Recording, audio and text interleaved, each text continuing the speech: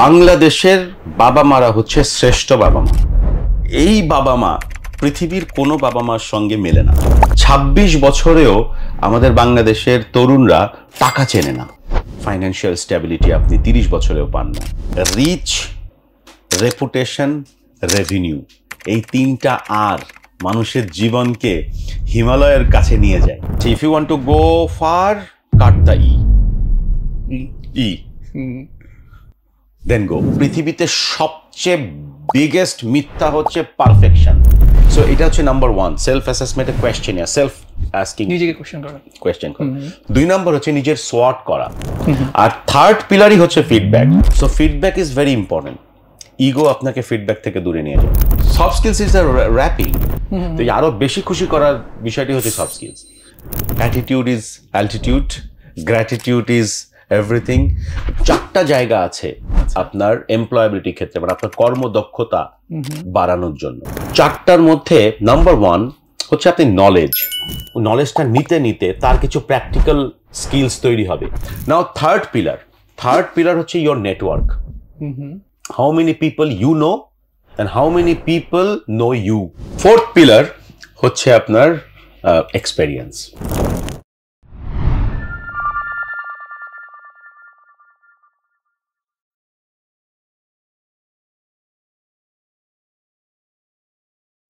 আসসালামু আলাইকুম প্রিয় শিক্ষার্থী এবং অভিভাবকবৃন্দ, আশা করি সবাই ভালো আছেন। অন্যরকম কথার নতুন একটা এপিসোডে আপনাদেরকে স্বাগতম। আজকে আমাদের সাথে কর্পোরেট ওয়ার্ল্ডের পরিচিত মুখ এবং শিক্ষার্থীদের কাছেও পরিচিত মুখ KM হাসান রিপন ভাই আছেন। রিপন ভাইকে স্বাগতম। ধন্যবাদ। রিপন ভাইয়ের লম্বা প্রফেশনাল হিস্ট্রি এবং পরিচয়, সেই হিস্ট্রি এবং পরিচয়টা আমরা ভাইয়ার কাছ থেকেই জেনে নিতে যাচ্ছি। আমার নাম KM হাসান, বাট নিক নেইমে আমাকে সবাই রিপন বলে জানে আর কি। KM হাসান রিপন, এটার একটা হিস্ট্রি আছে অনেক। হ্যাঁ, হিস্ট্রিটা এরকম যে মানে দুঃখের হিস্ট্রি। আমার পত্রিকা খুললেই আগে যত ব্যাড নিউজ আসতো পত্রিকায়, খুন, রাহাজানি, হাবিজাবি, এ ধরনের জিনিস, এই সবগুলোর নায়কের নাম থাকতো রিপন। এবং আমি জানি না আপনাদের ওই সময় হয়েছে কিনা, I am talking about 90s। তো এন্ড দেন আমি খুলতাম আর দেখতাম রিপন ধরা পড়েছে। তো আমি আমার বাবার কাছে গিয়ে বলতাম, এত নাম থাকতে ওয়াই রিপন? তো দেন আমার বাবা বলতো, দেখো একটা লর্ড রিপন ছিল, খুব বিখ্যাত একজন লর্ড রিপন, বাংলাদেশের এই ভারত মহাদেশে আসতো আর কি, মানে এই যে বলে না ব্রিটিশ ইন্ডিয়া, এখানে আসতো। হ্যাঁ, তো উনার দ্বারা ইন্সপায়ার হয়ে আমার নাম রেখেছে লর্ড রিপন। তো যাই হোক, আমি তারপর ইউজ করতাম না KM হাসান। আমার বাবা হঠাৎ কয়েকদিন চলে গেলেন খুব আর্লি এজে। তো আমার মনে হয় যে না, যেহেতু উনি একটা রেখেছেন, তাহলে why not, let's promote Ripon.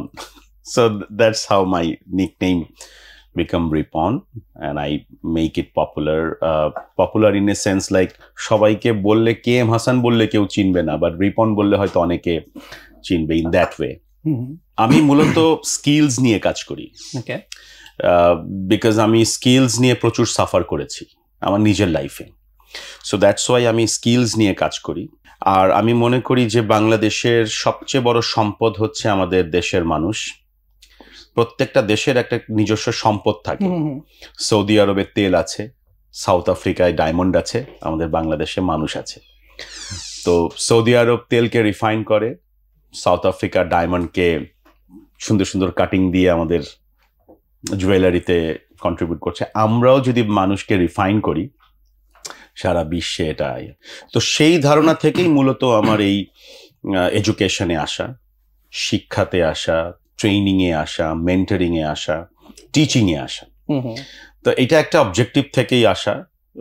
সেটা হচ্ছে যে আমি হয়তো ছোট্ট কিছু করব, বাট আমার স্টুডেন্ট হয়তো বড় কিছু করবে।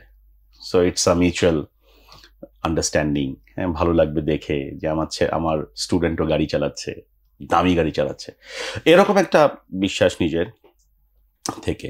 তো এই করতে করতে অসংখ্য অর্গানাইজেশনগুলোর সঙ্গে কানেক্টেড হয়ে গেছি, অসংখ্য অর্গানাইজেশনের সঙ্গে, অসংখ্য দেশের সাথে, বাংলাদেশের 64 জেলার সাথে।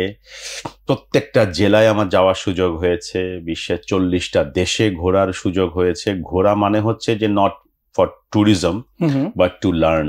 এই সুযোগটা আমি পেয়েছি 40টা দেশের। এবং এটা করতে গিয়ে যে আহামরি আমার অনেক খরচ হয়েছে, not that. Intention is very important. হ্যাঁ, ওটা নেই। এই মুহূর্তে আমি বাংলাদেশ স্কিল ডেভেলপমেন্ট ইনস্টিটিউটের নির্বাহী পরিচালক। ড্যাফোডিল ইন্টারন্যাশনাল ইউনিভার্সিটি আছে। আমি খুব প্রাউডলি বলতে চাই যে আমি ড্যাফোডিল ইন্টারন্যাশনাল ইউনিভার্সিটির একজন mentor, employability mentor. Global entrepreneurship network আছে, যেটা উদ্যোক্তা উন্নয়ন নিয়ে কাজ করে বিশ্বের 200টা দেশ নিয়ে। আমি সেখানকার ম্যানেজিং ডিরেক্টর হিসেবে কাজ করি, তরুণদেরকে সাপোর্ট দেওয়ার জন্য, ইনভেস্টরদের সাপোর্ট দেওয়ার। ড্যাফোডিলেও তো স্টুডেন্টদেরকে নিয়ে কাজ করি। ড্যাফোডিলে তো পুরোটাই স্টুডেন্ট নিয়ে কাজ করি। ড্যাফোডিলে আমাদের প্রায় এই গ্রুপের প্রায় 56 অর্গানাইজেশন আছে। তো নির্বাহী পরিচালক হিসেবে কাজ করতে গিয়ে আমরা বলি play group to post graduation, পুরো জায়গাতে কন্ট্রিবিউট করার সুযোগ হয়েছে আর কি। হয়তো কথা বলতে গেলে আরো অনেক কন্ট্রিবিউশন চলে আসবে, বাট আজকেই মনে হয় বেশি বললাম নিজের সম্বন্ধে। সেটা আপনার বিনয়ের বহিঃপ্রকাশ। হ্যাঁ, স্কিলের অভাবের কথা বলতেছিলেন, কবে থেকে ফিল করা শুরু করলেন? স্কিলস আমার নিজের লাইফে মানুষ তো আমাকে বিভিন্নভাবে বলেছে তোমার এই দক্ষতা নাই, তোমার এই দক্ষতা নাই। তখন আমি আমার নিজেকে নিয়ে আগে কাজ করেছি। একসময় আমাকে বলতো যে তুমি যখন কথা বলো তখন তুমি ফাম্বলিং করো অনেক, তোমার ট্যামারিং হয়, তুমি একটা কিছু শব্দ আছে যে শব্দে তুমি আটকে যাও এবং এই শব্দ তুমি 3-4 বার বলো। তো এই যে এটা একটা ফিডব্যাক। অ্যান্ড একটা সময় আমি আবার মানুষ আমাকে বলতো যে তোমাকে ফিডব্যাক দিলে তুমি রেগে যাও, তো এটাও আর একটা আমার ফিডব্যাক। তা আমি না একসময় আমাকে মানুষ বলল যে, বা আমি তখন তো ফেসবুকে এরকম রিল আসতো না যে আমরা অনেক কিছু শিখবো, তো তখন আমার কাছে মনে হলো যে না এটা তো ভালো জিনিস, আমাকে তো হয়তো তাকে বলো আরে না কি বলেন, এটা আমি হয়তো নিজের ইগোকে তো হার্ট করা যাবে না, করতে চাইনি তখন, বাট আমি এখন বুঝি যে নিজের ইগোকে প্রাধান্যই দেওয়া যাবে না। বাট তখন মনে হতো যে কি বলেন, না না এরকম হয় না। ভাষায় এসে রিয়েলাইজ করতাম যে না আমি তো কথা বলতে গেলে আমার অনেক ফিলার আসে, তো এক সেন্টেন্স পুরো মানে কন্টিনিউয়াসলি বলতে পারি না, ওখানে একটা ফিলার আসবেই। তো তখন নিজেকে নিয়ে এগুলি কাজ করলাম। অনেকে বলে কমিউনিকেশন তোমার ঠিক নাই, লিডারশিপে তোমার ঝামেলা আছে, নেগোসিয়েশন করতে গেলে উত্তেজিত হয়ে যাও, কত ধরনের। এরপরে আবার বলে তোমার কোনো প্র্যাকটিক্যাল স্কিলস নাই, প্র্যাকটিক্যাল স্কিলস বাড়াও। কি বাড়াবো বলে এগুলি বাড়াও, ওখান থেকে একটা বেছে নেওয়া। এই নিজেকে ডেভেলপ করার পেছনে সময় চলে গেল অনেক। একদম স্কুল কলেজ লাইফ থেকে একদম, বিকজ আমি এসএসসির পরীক্ষার পর থেকেই আমি আর্ন করি। আমি মানে খুব একটা ডিপেন্ডেন্ট ছিলাম না। এটা কোন মাইন্ডসেট থেকে ছিল, মানে কেন শুরু থেকে হয়েছিল? আমার বাবা ছিলেন এরকম। আচ্ছা, আমার বাবা ডিপেন্ডেন্সি পছন্দ করতেন না। উনি নেভিতে ছিলেন, তো ওনার একটা মাইন্ডসেট এরকম হয়ে গিয়েছিল আর কি। উনিও আমাদেরকে এভাবে করেই করতেন যে চাহিবা মাত্র পেয়ে যাবা, এই মেন্টালিটির মধ্যে উনি আমাদেরকে কখনো রাখেননি। এটা নিয়ে আমাদের আবার দুঃখও ছিল যে ফ্রেন্ড সার্কেলের ভাই বোন ফ্রেন্ড সার্কেলরা এসে বলে যে দেখ আমি এটা কিনলাম, আমরা এটা চাইলে উনি বলে যে এর বিনিময়ে কি দিবা। আচ্ছা, তো ম্যাথে কত পাইছো লাস্টে, এত পাইছি, তো এইবার এত দিবা, তাহলে এটা পাবা। এই কোনো না কোনো একটা বিনিময় ওনার থাকবে, মানে আর্ন করে নাও। ক্রিকেট সেট লাগবে, ক্রিকেটের প্রতি ঝোঁক ছিল, খেলতামও ক্রিকেটের সেট লাগবে, হ্যাঁ ক্রিকেটের সেট লাগবে, বলে যে ওকে ঠিক আছে এসএসসিতে ভালো নাম্বার নিয়ে আসো, ফার্স্ট ক্লাস পাও, ক্রিকেট সেট তোমার। ফুটবল লাগবে, ওকে নাও, মানে এরকম। তো তখন বুঝি নেই, পরে রিয়ালাইজ করেছি যে আসলে এটা ঠিক ছিল। বিকজ আপনিও এখন একটা জিনিস খেয়াল করে দেখবেন, এই পৃথিবীতে আগে দিতে হয়, তারপরে পাওয়ার স্বপ্ন করতে হয়। বাট কি আমরা এক সময় মনে করতাম যে না আগে পাবো তারপরে দিব, বাট রুলস তো এরকম না। আমাদেরও আগে কিন্তু আল্লাহকে সন্তুষ্ট করতে হয়, তার বিনিময়ে আল্লাহ আমাদেরকে রিওয়ার্ড দেবেন, তাই না? So it's like a rule, যেটা অনেক। তো তখন রিয়েলাইজ করিনি, এখন করি, এবং ওইটা একটা প্র্যাকটিসের মধ্যে চলে আসছে। সো আমারও তখন মনে হয়েছে যে ওকে আর্ন করতে হবে, কাজ করতে হবে। আমি আমার বাবাকে কনভিন্স করেছি আমি টিউশনই করতে চাই, এই করতে চাই, সেই করতে চাই। অ্যান্ড দেন আমি যখন এসএসসি পাশ করলাম, অ্যান্ড দেন সাডেনলি আমার বাবা আমার বাবা একদিন হার্ট অ্যাটাক করে উনি চলে গেলেন। তো তখন তো পুরো পৃথিবী আপনার সামনে, আপনি তখন চিনলেন হোয়াট ইজ পৃথিবী। And then you have to make your own decision. Right. এখান থেকে তখন না রিয়েলাইজেশন আসে। আমার সবচেয়ে বড় রিয়েলাইজেশন হলো তারপরে, মানুষের যদি সামনে চ্যালেঞ্জ না থাকে প্রেশার না থাকে, পেছনে দেয়াল না থাকে, মানুষকে আপনি কোনো দিনও উপলব্ধি করতে পারবেন না। প্রেশার, চ্যালেঞ্জ আপনাকে দিতেই হবে। So that's how life is going on and on and on. হ্যাঁ, আমাদের গার্জিয়ানরা অনেক সময় হয়তো শুভকামনা থেকে মানে ভালো রাখার জন্য ছেলে মেয়েদেরকে একটু প্রোটেক্টেড রাখতে চায়, যে বাইরে গেলে কি হবে, খেলতে মাঠে যাবে, কার সাথে মিশবে। তো এই ব্যাপারগুলো আসলে কিভাবে দেখেন আপনি? তো বলতেছেন চ্যালেঞ্জ দিতে হবে। এটা ট্রু। আমাদের বাংলাদেশের সামাজিক প্রেক্ষাপট যদি আপনি চিন্তা করেন, আমরা তো ওইভাবে সিকিউরড লাইফ ওইভাবে পাই না। আমরাও তো যখন ছোট ছিলাম সকালবেলা হয়তো বেরিয়েছি বন্ধু বান্ধব, আমি ধানমন্ডিতে যেহেতু বড় হয়েছি, ধানমন্ডিতে আমরা বন্ধু বান্ধবরা সকালবেলা নিচে এসে রিপন বন্ধুরা ডাকতো নিচে, আমি নামতাম, আম্মাকে বলতাম আম্মা আমি যাচ্ছি, শুক্রবার সারাদিন টোটো করতেছি। এখনকার কোনো মা ছেলেকে নামতে দিবে নিচে? ইম্পসিবল। তখনকার সিস্টেমটা হয় এরকমই ছিল। তখন এই যে ধরেন আমার ছেলে বাইরে গেলে আবার আসবে কিনা, এই টেনশনটা হয়তো আমাদের বাবা মারা ওই লেভেলে করতে না যেটা এখন করি আমরা। আমাদের ট্রাফিক সিস্টেম ওই লেভেলে ছিল না এখন যেটা হচ্ছে। আমাদের রিক্সার জায়গায় চলতো, এখন রিক্সার জায়গায় চলে না, সেও ট্রাকের রাস্তায় চলে। তখন হুট হাট করে আপনার বড় লোক আরো বেশি বড় লোক হয়ে যেত না, ছোট লোক আরো ছোট লোক হয়ে যেত না, এই ধরনের একটা পরিবেশ ছিল। আমি আমার জামানার কথা বলছি, আমার ছোটবেলার কথা বলছি। এখনকার ছোটবেলা কারোর সঙ্গে কারোটা কিন্তু মেলে না। মানে আমার অডিয়েন্স বা আপনাদের অডিয়েন্সরা যেন এটা ভুল না বোঝে, আমি আসলে ওই যুগের হতে চাই না যে আমাদের সময় কত সুন্দর গান হতো। সব সময়ের গানই সুন্দর, বাট আমি আমার কথাটা বলছি যে এই যে সিভিক সেন্সটা আমি যখন ছোট ছিলাম তখন মনে হয় কিছুটা বেশি ছিল। এখন আমাদের এখানে সিভিক সেন্স নাই, কারণ বিভিন্ন জেলা থেকে ঢাকায় মানুষ আসে, ঢাকাটা হয়ে গেছে এখন গার্বেজ। কিন্তু যেই মানুষটা ঢাকায় এসেছে কাজ করার জন্য, আপনি তার জেলায় কখনো গিয়ে দেখেছেন? তার জেলায় সে একটা জিনিসেরও অপচয় করে না। পানের চুন সে তার নিজের এলাকায় গাছে মোছে না। এটা আমি নিজে দেখেছি নিজের চোখে। আপনি রাজশাহী শহরে যান, আপনি বরিশালে যান, আপনি খুলনায় যান, খুলনায় আপনি শব্দ দূষণ কি জিনিস সেটা খুলনা শহরের মাঝখানে আপনি বুঝবেন না। রিক্সাওয়ালা টুংটুংও বাজায় না। বলেন কি? হ্যাঁ, এত সুন্দর, এত সাউন্ডলেস একটা শহর খুলনা। রাজশাহীতে আপনি নিঃশ্বাস নিতে পারবেন। আপনি নর্মাল কুমিল্লায় যান, কুমিল্লা শহরে যান, ফেনীতে যান, ওখানকার মানুষের একটা আছে। আমাদের ঢাকায় ওই সিভিক সেন্সটা হয়ে গেছে। তো বাবা মার কথা যেটা বললেন, বাংলাদেশের বাবা মারা হচ্ছে শ্রেষ্ঠ বাবা মা। কিভাবে? এই বাবা মা পৃথিবীর কোনো বাবা মার সঙ্গে মেলে না। পৃথিবীর প্রতিটা বাবা মা একটা নির্দিষ্ট সময়ে গিয়ে অ্যালার্ম দেয়, 15 বছর থেকে অ্যালার্ম দেয়। আমাদের বাবা মারা, বাংলাদেশের বাবা মারা অ্যালার্ম কি জিনিস সেটা আমাদের বাংলাদেশের বাবা মারা জানে না। বলে তুই 26 বছর চাকরি পাইস নেই, ডোন্ট ওয়ারি, আমি আছি না। এই যে আমি আছি নার যে একটা পাওয়ার, এইটা না আমরা পেয়ে যাই, এবং আমরা এটাকে আবার মনে করি গ্র্যান্টেড। উনি আমার বাবা, উনি তো আমার বলবেই, চাকরি যতদিন না পাবো খাওয়ানোর দায়িত্ব উনার। এটা আমরা আবার অনেক সময় পেয়ে যাই। কিন্তু এটা যে বাবা মার একটা, আমি বলবো যে এই যে ভালোবাসাটা, এটা থেকেই তারা কিন্তু বলে। এটা কিন্তু পৃথিবীর কোথাও নাই। আপনি যদি খেয়াল করেন, আপনি ইউরোপে যান, আপনি আমেরিকায় যান, বলে যে ভাই তুমি নিজের জীবন কবে বুঝে নেবা বলো, আমাদেরকে রিলিফ দাও, আমরা এখন ভ্যাকেশনে যাব, আমরা এখন ট্রাভেলে যাব। যে কারণে আমাদের বাবা মার সঙ্গে আমাদের অ্যাপয়েন্টমেন্ট নিয়ে ডিনার করতে হয় না, দিবসও পালন করতে হয় না, মা দিবস, বাবা দিবস। কিন্তু আমরা না এটাকে অপব্যবহার করি। কিভাবে? ধরেন আমি যদি মনে করি আমার পেছন, আমি আমার বাবাকে যেটা বলছিলাম, আমি টিউশনি করতে চাই, স্বাভাবিকভাবেই বাংলাদেশের বাবা হিসেবে আমার বাবা কিন্তু বলছিল তুই কাজ করবি, তোর বাবা মরে গেছে। এটা একটা ইমোশন থেকে উনি বলেছে। এটা হাজারো বাবা মা বাংলাদেশে বলবে।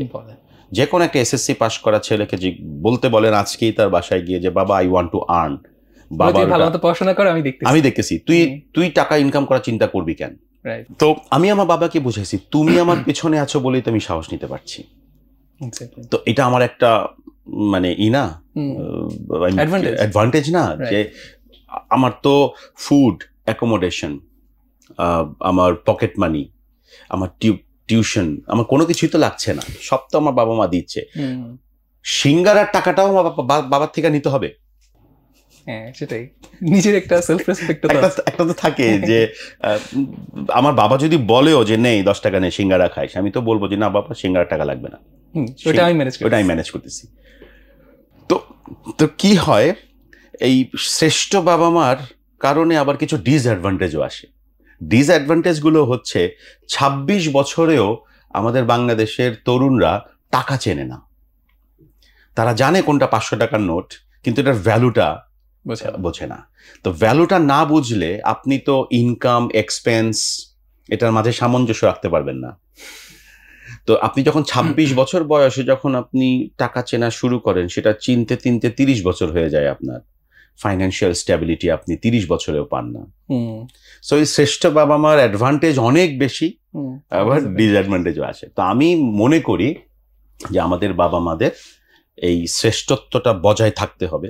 এটাই আমাদের বাংলাদেশের কালচার, এটাই আমাদের বাংলাদেশ। কিন্তু এই শ্রেষ্ঠত্বের জায়গায় গিয়ে বাবা মাদের একটু ফ্রিডম বা একটু রিয়ালাইজেশন দিতে হবে যে লোক, তুমি এটা 10 টাকা দিয়ে কিনেছো, তুমি জানো তুমি এটা কেন কিনেছো, কিভাবে কিনেছো, 10 টাকার ভ্যালুটা কি। আচ্ছা একটু দেখো তো তুমি কি আর্ন করছো, দেখো তুমি আর্ন করতে পারো কিনা। আচ্ছা আমার বাসায় বসেই তুমি আর্ন করো। সো এই যে আর্নিং এর চিন্তাটা যদি ঢুকিয়ে দেয়, তাহলে শ্রেষ্ঠত্ব আরো বিশাল শ্রেষ্ঠত্ব হবে। আর্নিং তো সবসময় কন্ট্রিবিউশন থেকে আসে, আমি ভ্যালু ক্রিয়েট না করলে তো আর আর্ন করতে পারবো না, কোনোদিন আর্ন করতে পারবেন না। এখন আর্নিং তো অনেক ভাবে আসে, শুধু যে মনিটারি আর্নিং তা তো না, যে কোনো ধরনের হতে পারে। ফর এক্সাম্পল আমি একটা জিনিস শিখছি, আমি তো যেদিন মাইক্রোসফট এক্সেল শিখলাম, মাইক্রোসফট এক্সেল শিখেই আমি আমার এক মামাকে গিয়ে বললাম আমি মাইক্রোসফট এক্সেল পারি। আর মামার প্রবলেম ছিল যে উনার প্রতি অফিসেই উনার একজন লোক ওই নিচে ফোন ফ্যাক্সের দোকান থাকে না, ওখানে গিয়ে এক্সেল তৈরি করে নিয়ে আসে, বিকজ তখন অফিস আদালতে এরকম কম্পিউটারও হয়নি। তো আমি একটা জায়গায় এলাকায়, আমার ধানমন্ডির এলাকায় এক বড় ভাইয়ের কাছ থেকে আমি কম্পিউটার শিখেছিলাম। কত সালের কথা? MS 95 শিখেছিলাম। আচ্ছা, তখন তো এত অ্যাভেলেবল ছিল না। আমার ঝোঁক ছিল একটা, তো আমি MS 95 শিখেছিলাম 98-এ। তো আমি MS ওয়ার্ড শিখলাম, এক্সেল শিখলাম, পাওয়ার পয়েন্ট শিখলাম, এইভাবে করে ট্রানজিশন হয়। ওয়াও, মানে দেখেই তো আমার অন্যরকম। তো আমি মামাকে বললাম মামা আমি এক্সেল পারি। বলে পারিস? হ্যাঁ পারি। তাহলে এটা কর। তো আমার মামা একটা কম্পিউটার ছিল, আমাকে দিল। আমি সেই কম্পিউটারে এক্সেলের স্প্রেডশিট তৈরি করে ওনাকে করে দিলাম, পেজ লেআউট টেআউট সব করে দিলাম। অ্যান্ড দেন ওনার যে ছোট্ট প্রিন্টার ছিল আমি প্রিন্ট করলাম। তো বলে বাহ। এখন আমার মামা আমাকে কাজ দিত যে কোনো সময়। ওনার বাসায় যখন আসতো, বাসায় আসার পর উনি আবার কাজ দিত, আমি সেই কাজ করে ওনাকে আবার দিয়ে দিতাম। আমার মাঝখান থেকে কিছু আর্নিংও হয়ে যেত। একটা তো ওনার কাছে একটা হওয়া যে না আমার ভাইগনা পারে কম্পিউটার, বাহ, এইটা একটা তো আছেই। রেপুটেশন, এটা একটা ভ্যালু। রেপুটেশন থেকে আস্তে আস্তে রেভিনিউ আসা শুরু হলো। তো তখন আমার জীবনের সবচেয়ে বড় একটা হলো যে রিচ, রেপুটেশন, রেভিনিউ, এই তিনটা আর মানুষের জীবনকে হিমালয়ের কাছে নিয়ে যায়।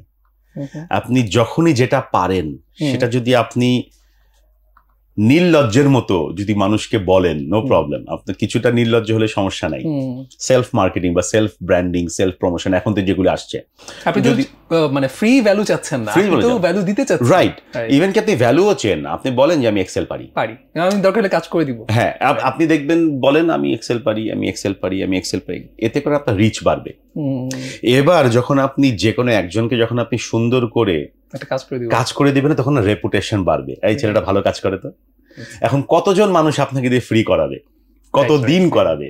এক সময় বলবে আচ্ছা শোনো ওই যে এক্সেলটা করছিল না, ভালো চাই নাও 500 টাকা রাখো, এই রেভিনিউ আসা শুরু হলো। সো রিচ করেন প্রথমে, রেপুটেশন বাড়ান ভালো কাজের মাধ্যমে, এন্ড দেখবেন অটোমেটিক রেভিনিউ আসবে। It's a byproduct of reach and revenue. Money হচ্ছে বাই প্রোডাক্ট। বাট রিচের আগে তো তাহলে লার্নিংটা আছে। ডেফিনেটলি। এখন হচ্ছে ইদানিং এই যে ভাই মানে ওই যে character ethics versus personality ethics, মানে আমি যতটুকু পারি তার চাইতেও বেশি পার্সোনাল ব্র্যান্ডিং যখন করে ফেলি তখন কিন্তু আমার রেপুটেশন হার্ট হবে।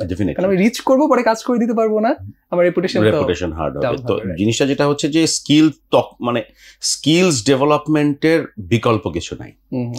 আর যার যেই ড্রিম বা স্বপ্নই আছে সেই ড্রিম স্বপ্নের মধ্যে গ্র্যান্টেড কিছু নাই, যা আছে তা হলো স্যাক্রিফাইস।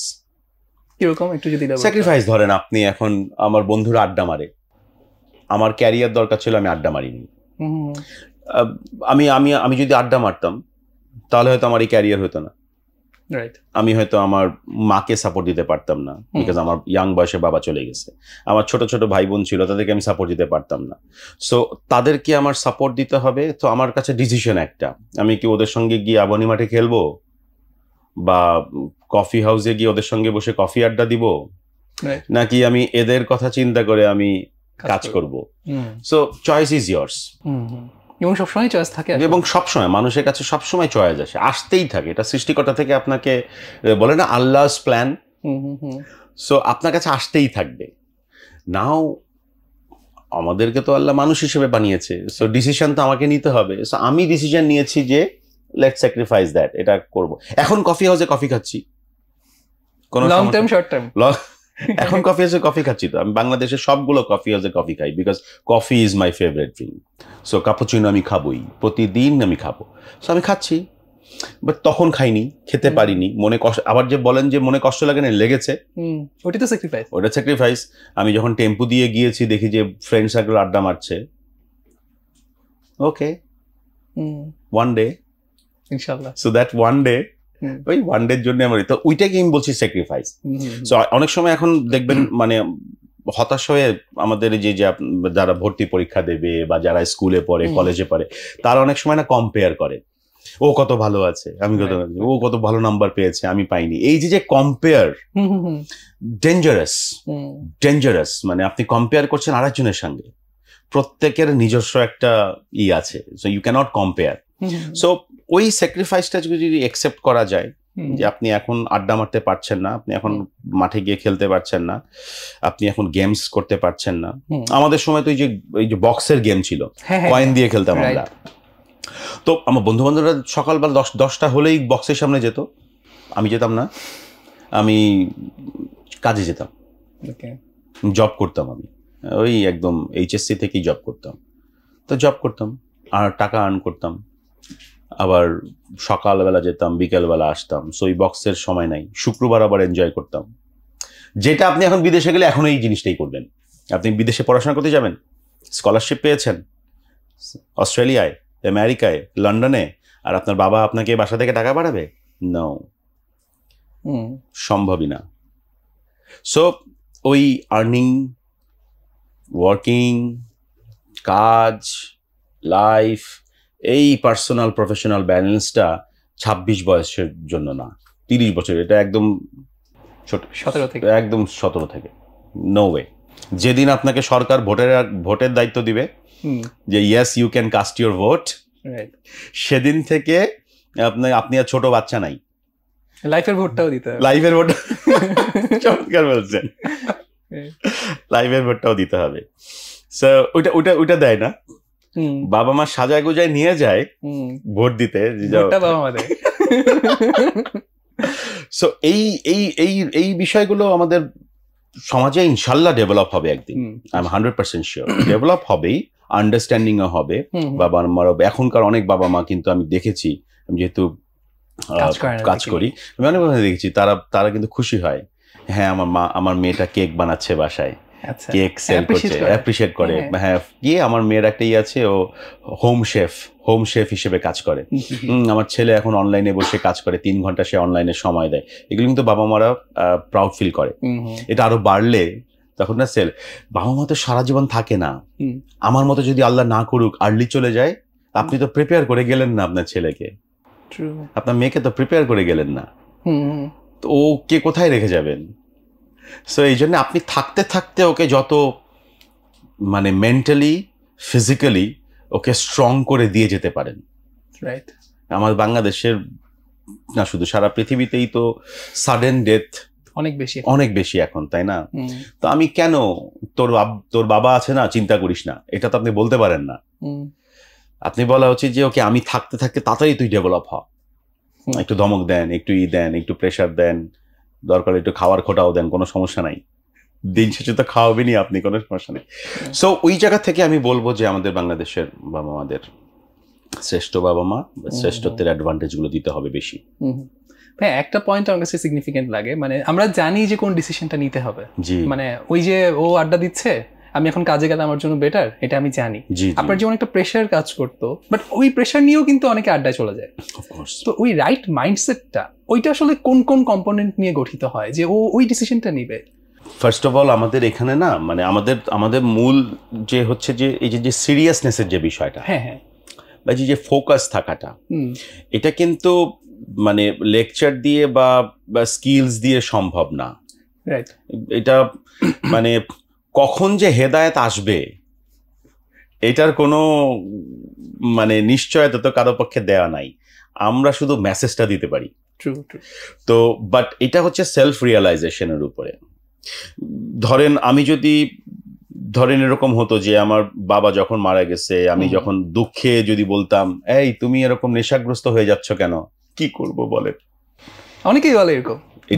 এটা আমার জন্য বলা খুব ইজি, কি করব বলেন? 17 বছর বয়সে আমার বাবা চলে গেছে, তাই তো আমি এই নেশা নিচ্ছি, এটাও বলা সম্ভব। আবার ওই জায়গাটাতে রিয়েলাইজ করা যে নো, আমাকে এখন যারা যারা ইসে দেখছে, আমার তো নিজেকে ডেভেলপ করে তাদেরকে আবার দেখাতে হবে। এই যে একটা রেজিলিয়েন্স, এই যে একটা, হ্যাঁ, মানে এটা একটা অন্যরকম ব্যাপার, এবং এটা আসবেই আপনার কাছে, টুডে অর টুমোরো আসবে, বাট টুডে আসবে না টুমোরো আসবে, ইটস আপ টু ইউ। মানে এটা বোঝার ক্ষমতা আপনাকে আল্লাহ দিয়েছে, এই ব্রেনটা আপনাকে, নাহলে এত বড় একটা ভারী জিনিস মাথায় নিয়ে ঘুরবো কেন আমরা? সো ওই মাইন্ডসেটটা সম্পূর্ণ ব্যক্তির, ওইখানে আমাদের কোনো হাত নাই, এবং এটার কোনো থিওরিও কেউ বের করতে পারেনি, আপনি পারবেন না। আদারওয়াইজ পবিত্র কোরআন শরীফে তো আসতো না যে এই তুমি হেদায়েত দিচ্ছ, আল্লাহ তো সরাসরি রাগ হয়ে বলছেন যে হেদায়েত দিব আমি, তুমি এটা নিয়ে এত টেনশন করো না, তুমি মেসেজটা দাও। সো আমাদের দায়িত্ব হচ্ছে ওই মেসেজটা দেয়া। কেউ আগে বুঝবে, কেউ পরে বুঝবে। আমাদের কথাই হচ্ছে এটা যে লোক, আপনাকে ডিসাইড করতে হবে which is important right now, আর উইচ ইজ ইম্পর্টেন্ট যেটা তুমি পরেও করতে পারবা। ওইটার ক্যালকুলেশন তুমি করা শেখো বাবা, বা ভাইয়া বা আঙ্কেল, যাই বলি, ওইটার ক্যালকুলেশনটা শেখেন। যে আপনি কি আপনার বাসায় বই টিভি দুইটাই রাখবেন? আবার অনেকে রাগ হয়ে দেখবেন এলিমেট করে, নো ডিভাইস। এটাও আবার তো ঠিক না, এটা জিদ দিবেন কেন? বিকজ টুডে অর টুমোরো আপনি ডিভাইস ছাড়া চলতেই পারবেন না, ইটস নট পসিবল। ও অ্যাক্সেস পাবেই কোনো না কোনো ক্ষেত্রে। সো সবকিছুর ব্যালেন্স রাখা ইটস ভেরি ইম্পর্টেন্ট। আমার বাবা বই পড়াও শিখিয়েছেন, আমার বাবা টিভি দেখাও শিখিয়েছেন, যে কারণে আমার আজকে নিজের প্রকাশিত বইও আছে বাজারে, আবার নিজের প্রকাশিত হাজার খানিক ভিডিও আছে বাজারে। সো দুটারই তো লাভ হয়েছে। সো এক্সট্রিমও ভালো না, আবার একদম ছেড়ে দেওয়াও ভালো না। সো ওই প্র্যাকটিসটা যদি ছোটবেলা থেকে হয় তাহলে মনে হয় মানে ইজি। আর একটা জিনিস আছে কি জানেন, জেনারেশন গ্যাপ একটা আছে। জেনারেশন গ্যাপ, ধরেন আমি এটা আমাদের যারা সহকর্মী আছে, শিক্ষক সহকর্মী আছে, তাদেরকে আমি সবসময় বলি যে দেখেন, আপনি যখন ক্লাসে ঢোকেন, আপনি কাকে শেখাতে যান, তার বয়স কত? তো বলে যে তার বয়স 17, 18, 19, 20। ওকে, আর আপনার বয়স কত? বলে আমি ডবল। আচ্ছা ঠিক আছে, যদি ডবল হন, এখন আপনি যদি চিন্তা করেন যে ওর মাইন্ডসেটে আমি পড়াবো নাকি আমার মাইন্ডসেটে ও পড়বে, মুরগি আগে না ডিম আগের এই কনসেপ্টে। সো এই জায়গাটাতে আমাদের আসলে চিন্তা করতে হয় যে আমি কি ওর মতো হব না ওকে বলবো আমার মতো হও। সো ইজি কোনটা? ইজি হচ্ছে না, ইজিটা হচ্ছে আমার ওর মতো হওয়া। আচ্ছা আচ্ছা, আদারওয়াইজ আমার কথাও বুঝবে না। কিন্তু বেশিরভাগ মানুষ তো চায় অন্যরা আমার মতো হোক। এখানেই আমাদের রংটা হয়। আচ্ছা, ব্যাপারটা বুঝতে পারছেন? মানে ধরেন 71 সালে আমাদের মুক্তিযুদ্ধ হয়েছে, এখন যে ছেলেটা ক্লাস 6-এ পড়ে তাকে আপনি মুক্তিযুদ্ধের গল্প যাকে দিয়ে শোনাবেন তিনি কিভাবে বলবেন? তার বয়সের মতো করে বলবেন নাকি ওই ক্লাস 6-এ পড়া বাচ্চার বয়সে বলবেন? আমরা যখন গল্প শুনি, আমার দাদা যখন আমাকে গল্প বলতেন, তা আমার দাদা এমনভাবেই গল্প বলতেন মনে হতো যে আমার মতোই বলছে গল্পটা। আমি যখন কোনো বাচ্চা আসে তখন আমি বলি, বাবু কেমন আছো? আমি তোকে বলি না, হ্যাঁ বাবু কেমন আছো, তুমি ভালো আছো? যেটা আমরা হয়তো that's my style, right, that's my style. আমার এইজ ডিফাইন করে এটা। কি বাবু ভালো আছো, কেমন চলছে তোমার? কিন্তু আমি তো এটা বলি না, আমি ওর মতো হই। ওর বয়স 6 মাস, আমি 6 মাসের ভাষায় কথা বলি। রাইট। আমি যখন ক্লাসে যাই, ক্লাসে গিয়ে আমি আমার মতো করে কথা বলি। তো যেই কারণে ওরা স্যারের দিকে তাকায় আছে, বাট ওরা ক্লাসে নাই। ডিসকানেকশন, ও চলে গেছে অন্য কথা, যেখানে ওর ভাষায় কথা হচ্ছে। ফিজিক্যাল প্রেজেন্স আছে, মেন্টাল প্রেজেন্স নাই। সো আমাদের লার্নিং এও অনেকটা এরকম হয়ে গেছে যে আমি কার সাথে কোন ভাষায় কথা বলছি। অফিসেও একই জিনিস। আমি ম্যানেজিং ডিরেক্টর, এখন নতুন একজন এক্সিকিউটিভ এসেছে, আমি ম্যানেজিং ডিরেক্টরের সুরেই কথা বলছি, ও বুঝবে না এটা।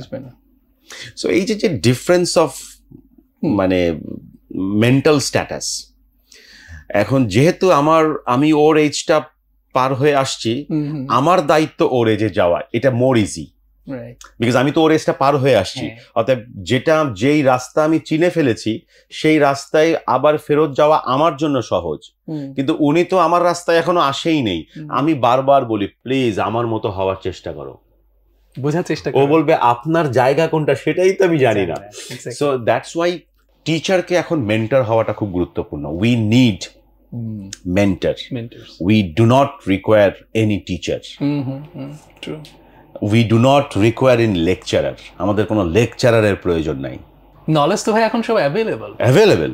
সো আপনি কি নলেজ দিবেন ওকে? আপনি ওর সঙ্গে গল্প করেন, ক্লাসে গিয়ে আপনি ওকে গল্প করে কানেক্ট করান। আপনি অনেক কঠিন কঠিন থিওরিও আপনি সুন্দর গল্পের মাধ্যমে ওকে বলতে পারবেন। আইনস্টাইনকে মানুষ ক্লাসে পছন্দ করতো না, বিকজ আলবার্ট আইনস্টাইন বোর্ডে গিয়ে লিখতে থাকেন ম্যাথ, পিছনে তাকিয়ে দেখেন ক্লাসে কেউ নাই, কিন্তু ফেইনম্যানকে কিন্তু পছন্দ করে। কেন? বিকজ ওনার স্টোরি টেলার। সো টিচারকে তার ছাত্রের মতো হতে হবে, ছাত্রকে কখনোই টিচারের মতো হওয়া সম্ভব না। এটা হচ্ছে আমাদের এই পার্টিকুলার আলোচনার মূল। এটা তো টিচার শুধু না, গার্ডিয়ানের ক্ষেত্রে একই জিনিস, সবার বড় ভাই ছোট ভাইয়ের ক্ষেত্রে, ম্যানেজিং ডিরেক্টর এবং এক্সিকিউটিভের জন্য একই। মানে সর্বক্ষেত্রে যেই জায়গাটা আপনি চেনেন আপনার জন্য যাওয়াটা ইজি, যেই জায়গা উনি চেনে না ওনাকে আমার জায়গায় আসতে বলা ভেরি টাফ। যে কারণেই আমরা একটা ইমব্যালেন্স আমাদের রয়ে যায়, যে কারণে ক্লাসে পার্টিসিপেটিভ হয় না, বাসায় পার্টিসিপেটিভ হয় না, অফিসে পার্টিসিপেটিভ হয় না, এবং তারপর কিন্তু ব্লেম করা শুরু, তারপরে ব্লেম গেম। কেউ বোঝে না, কেউ করে না। আমি বলি ও বোঝে না, ও বলে উনি তো বুঝতে পারে না। হ্যাঁ, এক্স্যাক্টলি। কেউ ব্রিজটা বিল্ড করতে পারে না। দ্যাটস ভেরি বাট উন্নত দেশগুলোতে গেলে আপনি কিছুটা এটা একটু দেখতে পাবেন, পার্টিসিপেটিভ কোয়েশ্চেন্স। আমাদের এখানে কোয়েশ্চেন করার সুযোগ নাই। আমাদের হেড স্যাররা ক্লাসে এসে বলতো, এই অমুক আসতেছে, খবরদার একটা কথা বলবি না, চুপ করে শুনবি, পিন ড্রপ সাইলেন্ট। আমরা চুপ করে শুনতাম, কি বলছে আজকে পর্যন্ত মাথায় নাই যে উনি কি বলে গেলেন। কারণ কোয়েশ্চেন আমাদের বাধা, প্রশ্ন করা যাবে না। আপনার কাছে একটা কোয়েশ্চেন আছে, সেটা হচ্ছে ওই যে আপনি তো শুরুতে ফিডব্যাকের কথা বলতেছিলেন যে আপনার স্কিল ডেভেলপমেন্টের একটা কোর জায়গা ছিল ফিডব্যাক। কিন্তু ফিডব্যাক নিতে গেলে ইগো হার্ট হয়। তো এই যে ইগো হার্ট হওয়া না হওয়া, সেটার সাথে গ্রোথের সম্পর্কটা, এই ব্যাপারটা নিয়ে একটু যদি ওই যে একটা তো কথাই আছে, if you want to go far cut the e then go. এখন এটা কাটতে যত সময় লাগবে, ইটা কাটা খুব কঠিন, খুবই কঠিন। এবং আমার এখনো ইগো আছে। সো ইগো আপনার সঙ্গে সারা জীবনই থাকবে। আপনার মতের কোনো ভিন্ন হলেই আপনার ইগোতে ট্রিগার হবে।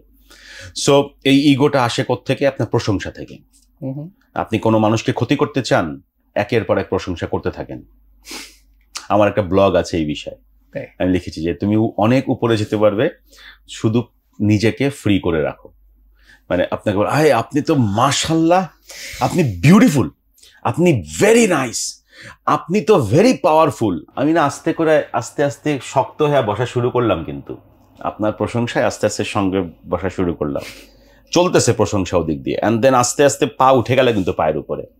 রাইট। এরপরে শুরু হলো আপনার আমিত্ব। এই আমিত্ব আপনাকে একদিন শেষ করে দিবে। সো আমাকে মানুষ প্রশংসা করে, আলহামদুলিল্লাহ। আমি মনে মনে বলার চেষ্টা করি, সব প্রতিদিন প্রতি মুহূর্তে বলতে পারি না, এটাও আমি স্বীকার করি, বাট আমি প্রায় বলার চেষ্টা করি মনে মনে, all praise goes to my creator, just release. এই জন্য বোধহয় কোরআন শুরুই হয়েছে এটা দিয়ে অল প্রেজ, আমরা ক্রেডিট নিজের উপর যখন নেই তখন থেকে আপনার ইগো শুরু হয়। সো আপনার ক্রেডিটের কিছু নাই, আপনার ডেভেলপমেন্ট প্রতি মুহূর্তে দরকার। আপনি কোনো কিছুতেই বেস্ট না। এই জন্য বলে না, পৃথিবীতে সবচেয়ে বিগেস্ট মিথ্যা হচ্ছে পারফেকশন। এক্সিস্টই করে না। সো আপনি ইমেল পাঠাচ্ছেন না কেন? স্যার আমি চিন্তা করছি আর একটু ভালো করে লেখা যায় কিনা। এই ভালো 1 বছরে হবে না, বিকজ আপনার ভার্সন আমার হয়তো 100% পছন্দ হবে না। আমার ভার্সন, আমরা দুজন যে কথা বলছি, আমাদের অডিয়েন্স যারা আছে 100% এগ্রি করবে না। আমি এটা জানি, এটা আপনিও জানেন। সো আমি কেন ওয়েট করব যে আচ্ছা একটা পারফেক্ট সেন্টেন্স আসুক মাথায়, তারপরে বলি। দেখবেন আমরা দুজনই চুপ হয়ে বসে আছি। আমাদের অনেক স্টুডেন্ট, প্রফেশনালস, প্রত্যেকেই আপনার মূল্যবান সময় নষ্ট হয়ে যায় পারফেক্ট টাইম, পারফেকশন খুঁজতে গিয়ে, সো যেটা এক্সিস্টই করে না। সো যতক্ষণ পর্যন্ত আপনার কাছে ইগো আছে, ততক্ষণ পর্যন্ত আপনার কাছে আপনার প্রোগ্রেস নাই, আপনি ফিডব্যাক নিতে পারবেন না। ওয়্যারএজ সেলফ অ্যাসেসমেন্টের থার্ড পিলারই হচ্ছে ফিডব্যাক। একটা হচ্ছে নিজেকে প্রশ্ন করা, আচ্ছা আমি কি প্রতিজ্ঞা করলে প্রতিজ্ঞা রাখতে পারি? নিজেই নিজেকে একা ঘরে, আমি আবার এটা আপনার সামনে আমাকে যদি আপনি সেম প্রশ্নটা করেন, আচ্ছা আপনি কি প্রতিজ্ঞা রাখতে পারেন, আমি বলবো হ্যাঁ অফকোর্স। প্রতিজ্ঞা যেটা করেছি সেটা কোনোদিন আমি মিস করিনি, এটা আমি আপনাকে বলবো। বাসায় একা গিয়ে, মালয়েশিয়ায় একজন খুব বিখ্যাত একজন শিক্ষক ছিলেন, তো উনি সারাদিন ক্লাস নিলেন। নেওয়ার পর আমি ওনাকে বললাম যে sir how old are you? তো বললাম 76 ইয়ার্স ইয়াং। আমি ধাক্কা খেলাম আমি একটা।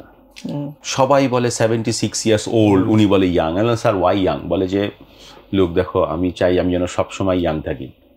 যেদিন আমার 86 হবে সেদিন আমি বলবো আমি 86 ইয়ার্স ইয়াং।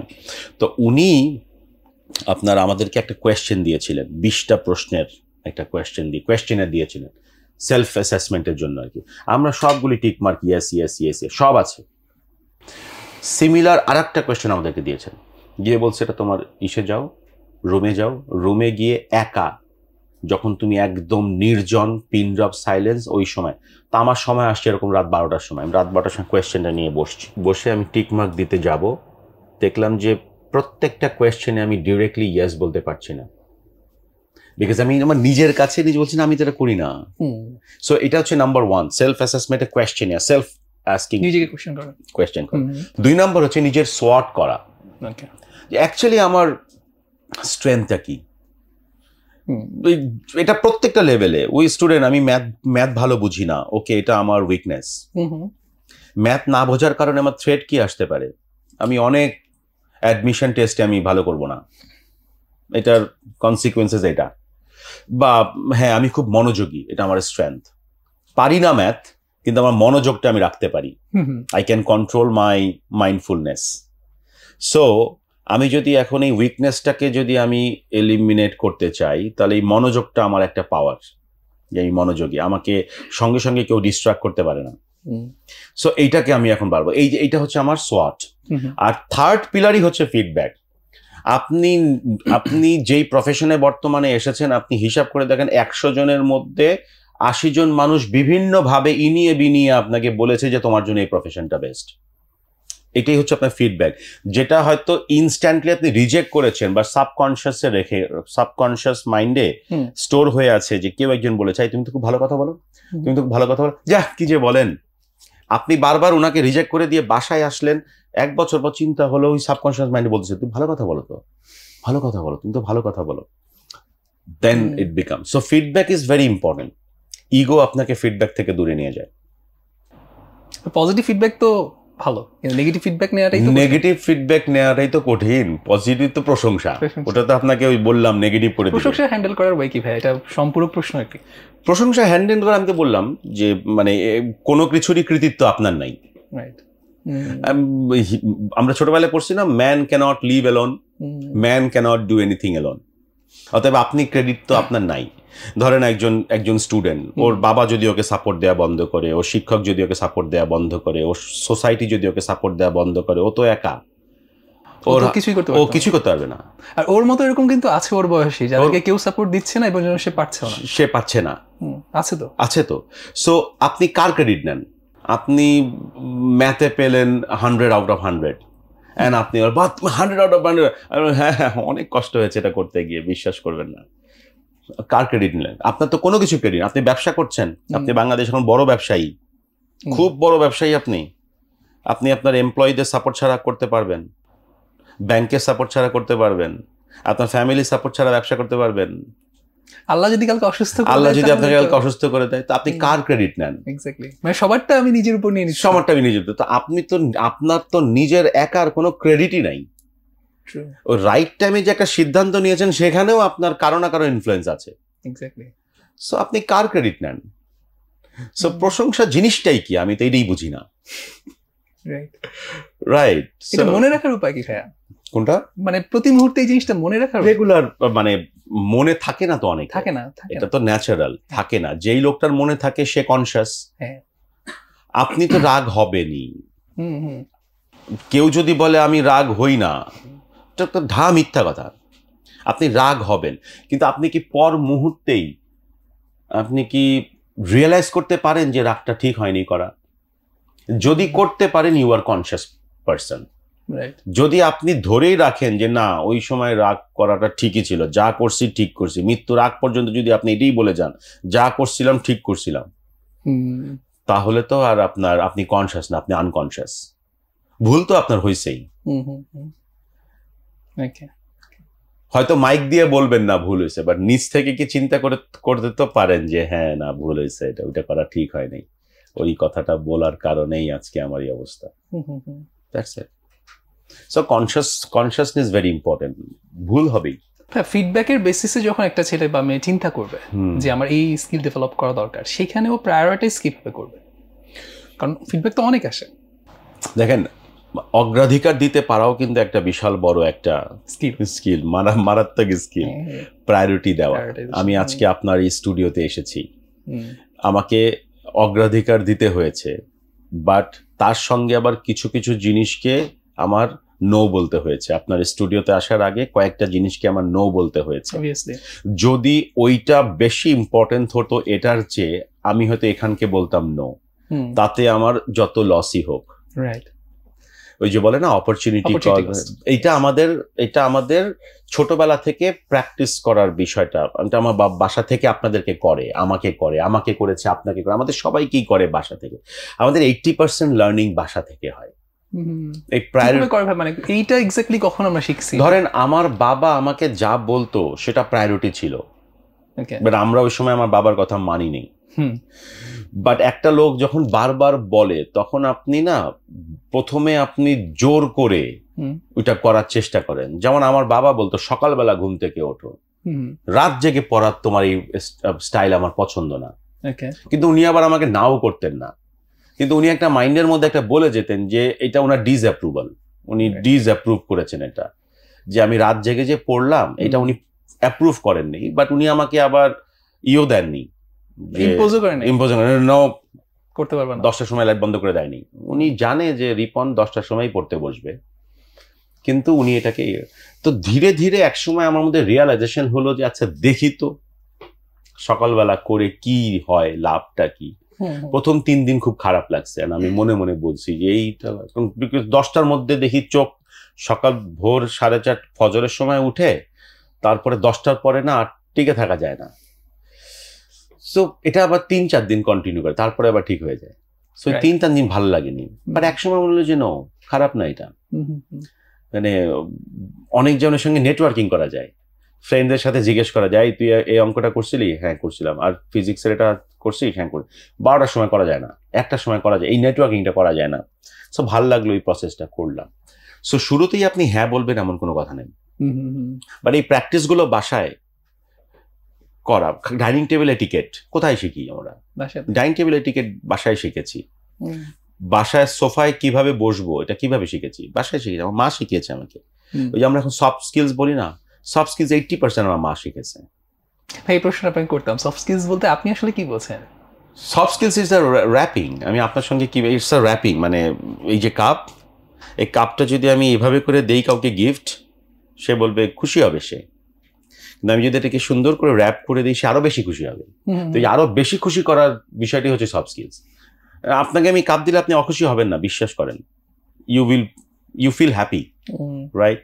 আর একটা বন্ধু এসে যদি এটাকে র্যাপ করে দেয়, তো এক ইলেকট্রিশিয়ান আছে আমাদের বাসায়,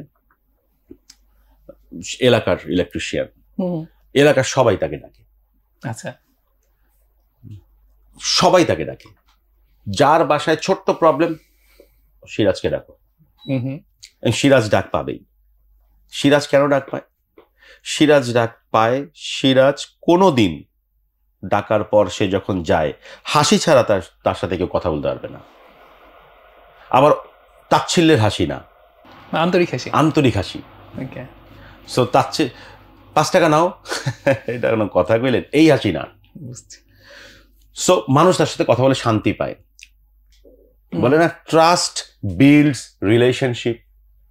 সো ওই ট্রাস্টটা পায়। তো ট্রাস্ট পাওয়ার জন্য সে হাসিকে ব্যবহার করে, ট্রাস্টকে ব্যবহার করার জন্য সে সুন্দর সুন্দর শব্দ দিয়ে কথা বলে, ট্রাস্টকে কথা বলার জন্য সে আপনার কথা খুব মনোযোগ দিয়ে শোনে। আমি যখন তাকে বলি, দেখো আমার এখান থেকে এই লাইনটা এভাবে টানবা, ও না কাগজ নিয়ে গেলে, হ্যাঁ হ্যাঁ স্যার একটা কথা বলতে পারি? হ্যাঁ স্যার, এটা এদিক দিয়ে না নিয়ে যদি ডান দিক দিয়ে ওইভাবে নেই, ভালো হয় না স্যার?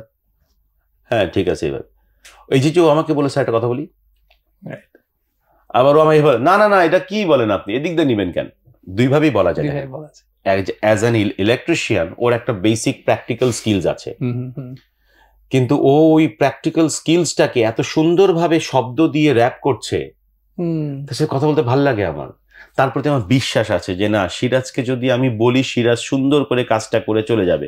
ও এমনিও করে, কিন্তু ওর এই আচরণ, ওর এই বিহেভিয়ার, ওইটা তাকে সবার কাছে গ্রহণযোগ্য করবে। That is soft skills. Life means soft skills.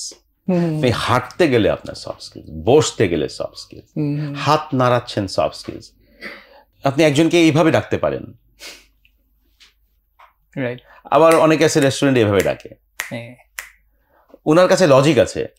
এত আওয়াজ, ওদিকে তাকায় আছে, তো ডাকেন, তো ওনার কাছে লজিক আছে। এখন আমি চিন্তা করি লজিকটা রাইট আর রং, ঠিক আছে? বা দেখবেন ক্লাসে গেলে, এই তুমি দাঁড়াও, তো এখন এটা আপনি বলতে পারবেন না, স্যার মানুষ তো ডাকছে এভাবে করে। আবার কোনো একজন স্যার যদি এসে বলে, এই বাবা এদিকে আসো, একজনকে আপনি 1 আঙ্গুল দিয়ে ডাকলেন, আর একজনকে 4 আঙ্গুল দিয়ে ডাকলেন, ডিফারেন্স এটাই। সো সফট স্কিলস এটা অবজারভেশনের মাধ্যমে, এটা কোনো বই পড়ে শেখা যায় না, এটা অবজারভেশনের মাধ্যমে। পৃথিবীতে অনেক মানুষ, যেমন আপনার মধ্যে সফট স্কিলস অনেক আছে, এবং এটা অনেকটা গড গিফটেড আছে আপনার কাছে। দেখেন আপনার হাসতে কষ্ট হয় না। আমাদের নবী করিম সাল্লাল্লাহু আলাইহি ওয়াসাল্লাম, আমি মাপ চাই আপনার কাছে আগেই, এটা আমি রেফারেন্স দিচ্ছি নবী করিম সাল্লাল্লাহু আলাইহি ওয়াসাল্লামের, বাট এটা কতটুকু সত্যি আমি জানি না, এবং আমি জানি এটা সত্যি হতে পারে। উনি বলেছেন না, চ্যারিটি বিগিনস উইথ স্মাইল। তো এখন কোনো একজন ওনাকে বলেছেন নাকি ওনার সাহাবীদের মধ্যে আলোচনা হয়েছিল, I am not sure, but আমার কাছে মেথডটা খুব ভালো লাগছে। বলে চ্যারিটি খুব ইজি, বলে যে চ্যারিটি তো কঠিন, মানে না খুব ইজি। দেখো এই পাশের মাংসটাকে একটু উঠাও, আর এই পাশের মাংসটাকে একটু উঠাও, চ্যারিটি স্টার্টেড। মানে এই মুখ গোমরা করে না রেখে একটু সো ইটস সফট স্কিলস।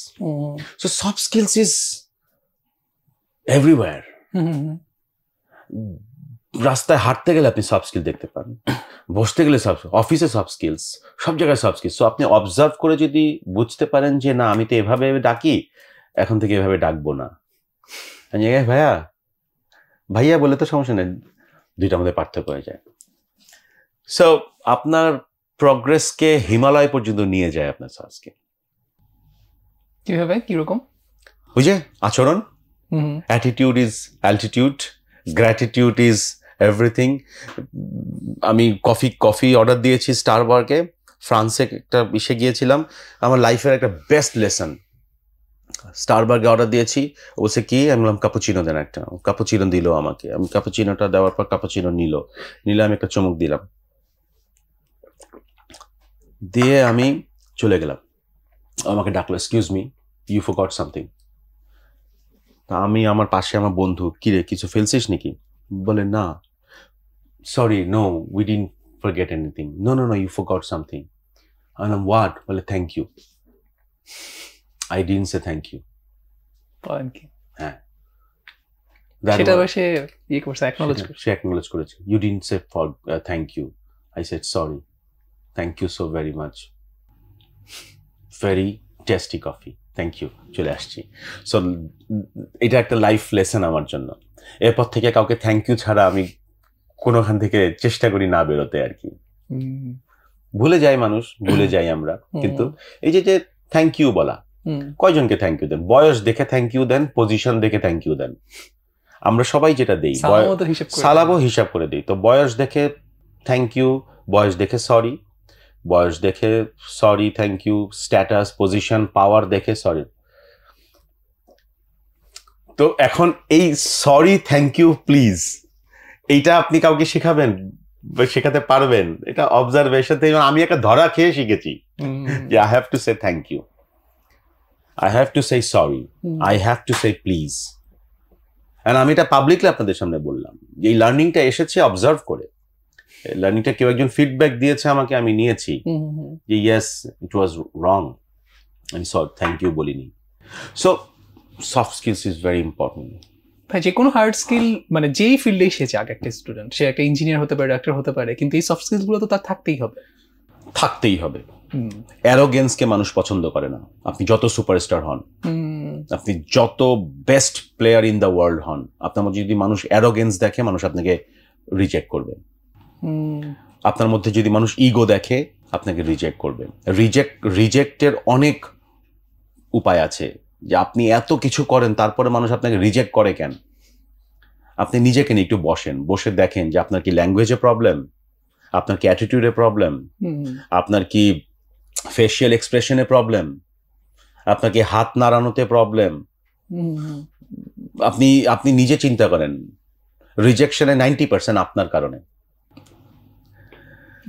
এই বিষয়গুলি অনেক ভেরি ভেরি ইম্পর্টেন্ট। কেউ যদি ভাই সিনসিয়ারলি নিজেকে গড়তে চায় নতুন করে, প্লাস হচ্ছে আরেকটা জিনিস ইম্পর্টেন্ট কিন্তু ভাই, মানে ফ্যামিলি থেকে তো আমরা অনেক কিছু পাই, সারাউন্ডিংস থেকে পাই, সো পজিটিভটা যেমন পাই, নেগেটিভও নিশ্চয়ই পাই।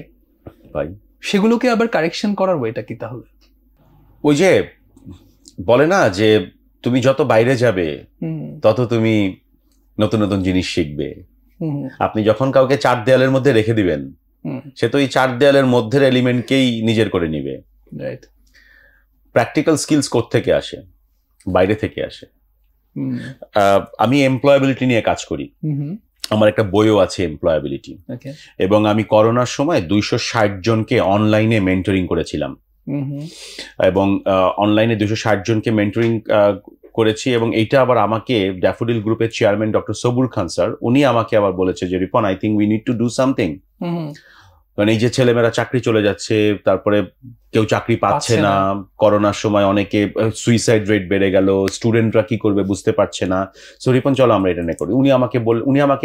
উনি আমাকে মেন্টর করলেন, ডক্টর সবুর খান, উনি আমাকে মেন্টর করলেন। উনি আমার সঙ্গে হোয়াটসঅ্যাপে, আমার মনে হয় আমরা ঘন্টার পর ঘন্টা কথা বলছি, এবং উনি আমাকে প্রায় ভয়েস পাঠাতেন এবং বিভিন্ন ধরনের টেক্সট করে আমাকে বিভিন্ন লিঙ্ক টিঙ্ক পাঠাতেন যে কিভাবে মেন্টরিং করা হয়। দেন আমি যখন নিজেকে মনে করলাম যে না আমি প্রিপেয়ার্ড, তাই বললাম যে স্যার আমি প্রিপেয়ার্ড, আমার কাছে মনে হচ্ছে আমি পারবো। তো কারণ আমি এর আগে কথা বলছি অনেক, কিন্তু আমি ডিরেক্ট 1-to-1 মেন্টরিং করিনি। তো দেন আমি করলাম কি গুগলকে ব্যবহার করলাম, গুগল মিটকে ব্যবহার করলাম, 260 জন হয়ে গেল আমার। সো 260 জন হওয়ার পর দেখলাম যে 60% আমার আউটকাম, যে চাকরি চেয়েছে সে চাকরি পেয়েছে, যে জব চেঞ্জ করতে চেয়েছে জব চেঞ্জ, যার স্যালারি বাড়ানো দরকার ছিল সে স্যালারি বাড়িয়েছে, যার পড়াশোনায় মন বসে না তার পড়াশোনায় মন বসছে, এরকম 60%, 40% কে পারিনি। অ্যান্ড দেন এটা নিয়ে একটা বই বানালাম, যে যেহেতু একটা মেথড হয়ে গেল তার একটা বই বানাই। তো বইটা এখন পাবলিশড আছে, রকমারিতেও আছে, প্লাস অন্যান্য ইস্যু আছে। বাট মূল কথা যেটা, সেটা হচ্ছে যে এই যে মেন্টরিং যখন করলাম, মেন্টরিং যখন করতে গেলাম, তখন রিয়েলাইজ করলাম যে 4টা জায়গা আছে আপনার এমপ্লয়াবিলিটি ক্ষেত্রে, মানে আপনার কর্মদক্ষতা বাড়ানোর জন্য, যেটা আমরা অনেক সময় বুঝি না। 4টার মধ্যে নাম্বার 1 হচ্ছে আপনি নলেজ। বাট আমরা না, যেই নলেজ আমরা নাম্বার পাওয়ার জন্য গেইন করি, সেই নলেজের কোনো ভ্যালু নাই। ধরেন আমি যে ইউনিভার্সিটিতে পড়াই এখন, সেই ইউনিভার্সিটিতে আমি যদি বলি কালকে কুইজ হবে, 100% অ্যাটেন্ডেন্স, রাইট? এবং আমি যদি বলি কোনো ডেফিনেশন, ওই ডেফিনেশনটা মুখস্থ করে সে আপনার ওই নাম্বার পাওয়ার জন্য। সো আমি সেই নলেজের কথা বলছি না, আমি বলছি যেই নলেজটা আপনার কাজের জন্য প্রয়োজন হয়। আচ্ছা, মানে কোন কাজ? আমি যে কাজটা করতে যাচ্ছি, ধরেন আমি এখন ইঞ্জিনিয়ার হব, তো ডেফিনেটলি ইঞ্জিনিয়ারিং একটা সেক্টর আছে আপনার, আপনি সিভিল ইঞ্জিনিয়ার হবেন। তো সিভিলে কিছু নলেজ আপনি নেবেন, সেটা হচ্ছে নাম্বার পাওয়ার জন্য, সিজিপিএ বাড়ানোর জন্য, সার্টিফিকেটের জন্য। বাট কিছু নলেজ নেবেন যেটা আপনার আসবে ইন্ডাস্ট্রি থেকে, প্র্যাকটিক্যাল নলেজ যেগুলো আসবে আপনার কাছে, সেই নলেজটা ইজ ভেরি ইম্পর্টেন্ট। সেই নলেজটা দিয়ে আপনি কাজ করতে পারবেন। ঠিক আছে, যে ছেলেটা ভার্সিটিতে আছে, ওর তো ইন্ডাস্ট্রি থেকে প্র্যাকটিক্যালি নলেজ কিভাবে নেবে, এইটাই আমি এখন বলছি। দেখেন, তাহলে ফার্স্ট হচ্ছে নলেজ। এবার ওই নলেজটা নিতে গেলে, নলেজটা নিতে তার কিছু প্র্যাকটিক্যাল স্কিলস তৈরি হবে। প্র্যাকটিক্যাল স্কিলস মানে হচ্ছে এই চায়ের কাপটাকে আমি এখানে এভাবে করে রাখবো, কিন্তু কোনো সাউন্ড হবে না। এন্ড দেন আমি চায়ের কাপটা তুলবো, চাটা খাবো, কিন্তু সাউন্ড হবে না। এন্ড দেন আমি চায়ের কাপটা রাখবো, কিন্তু কোনো সাউন্ড হবে না। এটা আমি বইতে সুন্দর করে লিখে দিতে পারবো, কিন্তু আমি করতে পারবো না। যদি করতে পারি, this become my practical skills. এগুলো কি ওই সফট স্কিলস এর মধ্যে ঢুকতেছে? No, this is practical skills. আচ্ছা, এখন এই প্র্যাকটিক্যাল স্কিলস কে আমরা যখন বলি হার্ড স্কিল, আমরা যখন বলি হার্ড স্কিল বা স্কিল, তখন না মানুষ বোঝে না যে কাজটা আপনি নিজ হাতে করতে পারেন, that is your practical skills. আপনি গাড়ি চালাতে পারেন, নিজে গাড়ি চালাতে পারেন। সো আপনি যখন নিজে গাড়ি চালাতে পারেন, দ্যাটস ইউর প্র্যাকটিক্যাল স্কিলস। মানুষ বলে তোমার কি কি প্র্যাকটিক্যাল স্কিলস আছে? আমি আই ক্যান ড্রাইভ কার, মাইলের পর মাইল আমি গাড়ি চালাতে পারবো। So that's your practical skills. Now third pillar হচ্ছে your network. How many people you know and how many people know you? Right. তো যত মানুষ আপনাকে চেনে, সেটা হচ্ছে আপনার নেটওয়ার্ক। কত কোটি মানুষকে আপনি চেনেন। যেমন আমি রাশিয়ার প্রেসিডেন্টকে চিনি, আমেরিকার প্রেসিডেন্টকে চিনি। ডু ইউ থিঙ্ক দ্যাট আমার নেটওয়ার্কে রাশিয়ার প্রেসিডেন্ট আর আমেরিকার প্রেসিডেন্ট আছে? যদি তারা চেনে তাহলে যদি পুতিন সাহেব বলে যে বাংলাদেশে একজন লোক আছে যার নাম রিপন, তাহলে আমার নেটওয়ার্কে উনি আছে। সো নেটওয়ার্কটা বুঝে গেছেন, that's third pillar. So fourth pillar হচ্ছে আপনার এক্সপেরিয়েন্স। এখন এই যে আমি বললাম knowledge, practical skills and experience and network, তা আপনার এই তিনটা আসতে পারে কোত্থেকে বলেন তো? এই যে প্র্যাকটিক্যাল স্কিলস, নলেজ অ্যান্ড আপনার এক্সপেরিয়েন্স কোত্থেকে আসে? এই কোত্থেকে আসে সেটা হচ্ছে নেটওয়ার্ক থেকে আসে। যত মানুষকে আপনি চিনবেন, যত মানুষকে আপনি আপনাকে চেনাবেন, তারা আপনাকে সুযোগ দেবে। ওই যে আমি বললাম না, আমি এসএসসির পর থেকে আমি কাজ করেছি, বিকজ আমি প্রচুর মানুষকে চিনতাম, প্রচুর মানুষকে আমি আমার সফট স্কিলস দিয়ে তাদেরকে আমি আমার নিজের কাছে নিয়ে আসতাম। যে না রিপন স্বার্থপর না, রিপন লয়াল, রিপন নেগেটিভ না। আমি চেষ্টা করতাম তারা যেন আমাকে এভাবে করে চেনে। তখন না কেউ বলতো, রিপন অমুক জায়গায় একটা অপরচুনিটি আছে, করবা কিনা? জি। রিপন তোমারই আছে। সো আমি সবসময় মানুষকে দেবার জন্য এই যে অ্যাটিটিউডটা এটা আমি ডেভেলপ করেছি। মানুষ আমাকে তখন সুযোগ দিয়েছে। এখন এই মানুষকে চেনার কারণে এবং আমাকে মানুষ চেনার কারণে, আমি মানুষকে চেনার কারণে আমি অনেক নলেজ পেয়েছি, এবং এটা আমি কোনো ইউনিভার্সিটিতে পড়েও পাইনি। আমি অনেক প্র্যাকটিক্যাল স্কিলস ডেভেলপ করার সুযোগ পেয়েছি, যেটা আমি কোনো ইনস্টিটিউটে গেলে আমার অনেক টাকা লাগতো, মিলিয়ন হয়তো বিডিটি লাগতো, যেটা আমার লাগেনি, ফ্রি এসেছে এগুলো, বিকজ আমি মানুষরা আমাকে স্কিলস গুলো দিয়েছে। আমার অসংখ্য অভিজ্ঞতা আছে, আপনি কোন সেক্টরে বলবেন, প্রত্যেক সেক্টরে কাজ করার অভিজ্ঞতা আছে। বাংলাদেশের অর্থনীতির যে কয়টা মূল স্তম্ভ, সে প্রত্যেকটা সেক্টরে আমি কাজ করেছি আলহামদুলিল্লাহ। কে দিয়েছে? মানুষ। তা আপনি এখন স্কুল, কলেজ, ইউনিভার্সিটির গ্র্যাজুয়েটদেরকে আমি বলি সবসময়, ইনক্রিজ ইউর নেটওয়ার্ক। বাট মানে এই নেটওয়ার্কটা বাড়লে ভেরি ইজি। আজকে আমি আপনাদের এই স্টুডিওতে এসেছি because of network, right or wrong বলেন? অবশ্যই। সো আজকে আমি এখান থেকে যে অভিজ্ঞতা নিয়ে গেলাম, এখানে আমার নলেজ বাড়লো, আমার প্র্যাকটিক্যাল স্কিলস, কথা বলার স্কিলসটা একটু শার্পেন হলো, ডেফিনেটলি আমার একটা এক্সপিরিয়েন্স হলো। আর এই 3টা পেয়েছি নাফিস ভাইয়ের কারণে। নাফিস ভাই ফোন দিয়েছে আমাকে। নেটওয়ার্কটা নার্চার না করলে তো আপনাকে এই কলটা দিত না। এই কলটা দিত না, এন্ড দেন আমার এই knowledge, practical skills and experience আপনার সঙ্গে আমার পরিচয় হতো না। Right, true. ভাই, নেটওয়ার্কের ফাউন্ডেশন কি অ্যাকচুয়ালি? মানে কোর থিঙ্কিংটা কি হবে নেটওয়ার্ক গ্রো করার ক্ষেত্রে? একটা ছেলে মেয়ে কিভাবে চিন্তা করবে? তার আসলে প্রয়োজনটা তার বুঝতে হবে। আননেসেসারি সেলফি তোলার জন্য নেটওয়ার্ক হয় না। জি জি, এটা একটু ভুল বলছে এখন। হ্যাঁ, এটা মানুষ ভুল বলছে যে তুমি যাও গিয়ে সেলফি তোলো, সেলফি তুলে সেই সেলফিটা ফেসবুকে দাও, লিঙ্কডইনে দাও, এইটাতে নেটওয়ার্ক হয় না। আপনার তো তাকে বোঝাতে হবে যে তার কোনো একটা কাজকে আপনি ফলো করেন। ওকে, তার কোনো একটা, যেমন আমাকে তো লিঙ্কডইনে আমি সবাইকেই বলি যে আমি যারাই আমাকে মেসেজ পাঠান ফেসবুক বা লিঙ্কডইন, আমি আপনাদের সবার কাছে কৃতজ্ঞ, সবার কাছে মনে হয় সবার কাছে কৃতজ্ঞ। বাট আমি তাদের ওই মেসেজগুলো জবাব দিতে পারি না, বিকজ ওখানে তো লেখা আছে হ্যালো, হাই ব্রো। তো আমি কত মানুষকে বলবো হাই ব্রো, হ্যালো, বাট অনেক মানুষ আছে আমাকে কিন্তু বলে যে আমি আমার ক্যারিয়ারের এই একটা জায়গাতে এসে আটকে গিয়েছি, আপনার এই কাজটা আমার মনে হয়েছে যে আমাকে হেল্প করতে পারে, বা আমি একটু জানতে চাই, আমি কি কোনো হেল্প পেতে পারি, আমি কিন্তু তাকে লিখে পাঠাই। এমনও হয়েছে আমি এত বড় বড় মেসেজ লিখে দিই। সো আমি তখন বুঝতে চাই যে আচ্ছা, ও যে আমাকে রিচ করেছে, নিশ্চয়ই তার পেছনে একটা আছে। সো নেটওয়ার্কিং আপনার যদি করতে হয়, সেটা মানে ডেফিনেটলি একটা mutual understanding and mutual benefit এখানে থাকতে হবে। সো এইটা না থাকলে ওই মানুষের বিশ্বাসটা আসবে না। রাইট, হাই হ্যালো বললে বিশ্বাস জন্ম নেয় না। আমি তো আগে একটা স্টেটমেন্ট বললাম, ট্রাস্ট বিল্ডস রিলেশনশিপ। যেখানে ট্রাস্ট নাই, সেখানে সম্পর্ক তৈরি হবে না। তো আপনি কোন দোকান থেকে কাপড় কিনবেন, যেই দোকানের দোকানি আপনার সঙ্গে তার একটা বিশ্বাসের জায়গা তৈরি করে, যেই দোকানের সঙ্গে বিশ্বাসই নাই, সে হাজার বড় ব্র্যান্ড হলে তো আপনি কিনবেন না। So trust builds relationship. এখন আমাদের মাধ্যম ফেসবুক, মাধ্যম হোয়াটসঅ্যাপ। গতকালকে একটা ছেলে আমাকে 7 বার ফোন দিয়েছে হোয়াটসঅ্যাপে, আচ্ছা, 7 টাইমস, এবং রাত্রে 10টা থেকে রাত্রে 12টায়, 2 ঘন্টার মধ্যে, এবং আমি বারবার তাকে রিজেক্ট করেছি। আমি ব্লক করিনি, আমি রিজেক্ট করেছি। লাস্টে বললাম can you please introduce yourself, আর ইন্ট্রোডিউস করেনি সে। সো মানে এগুলি কমন সেন্স, বাট এগুলি জানতে হবে।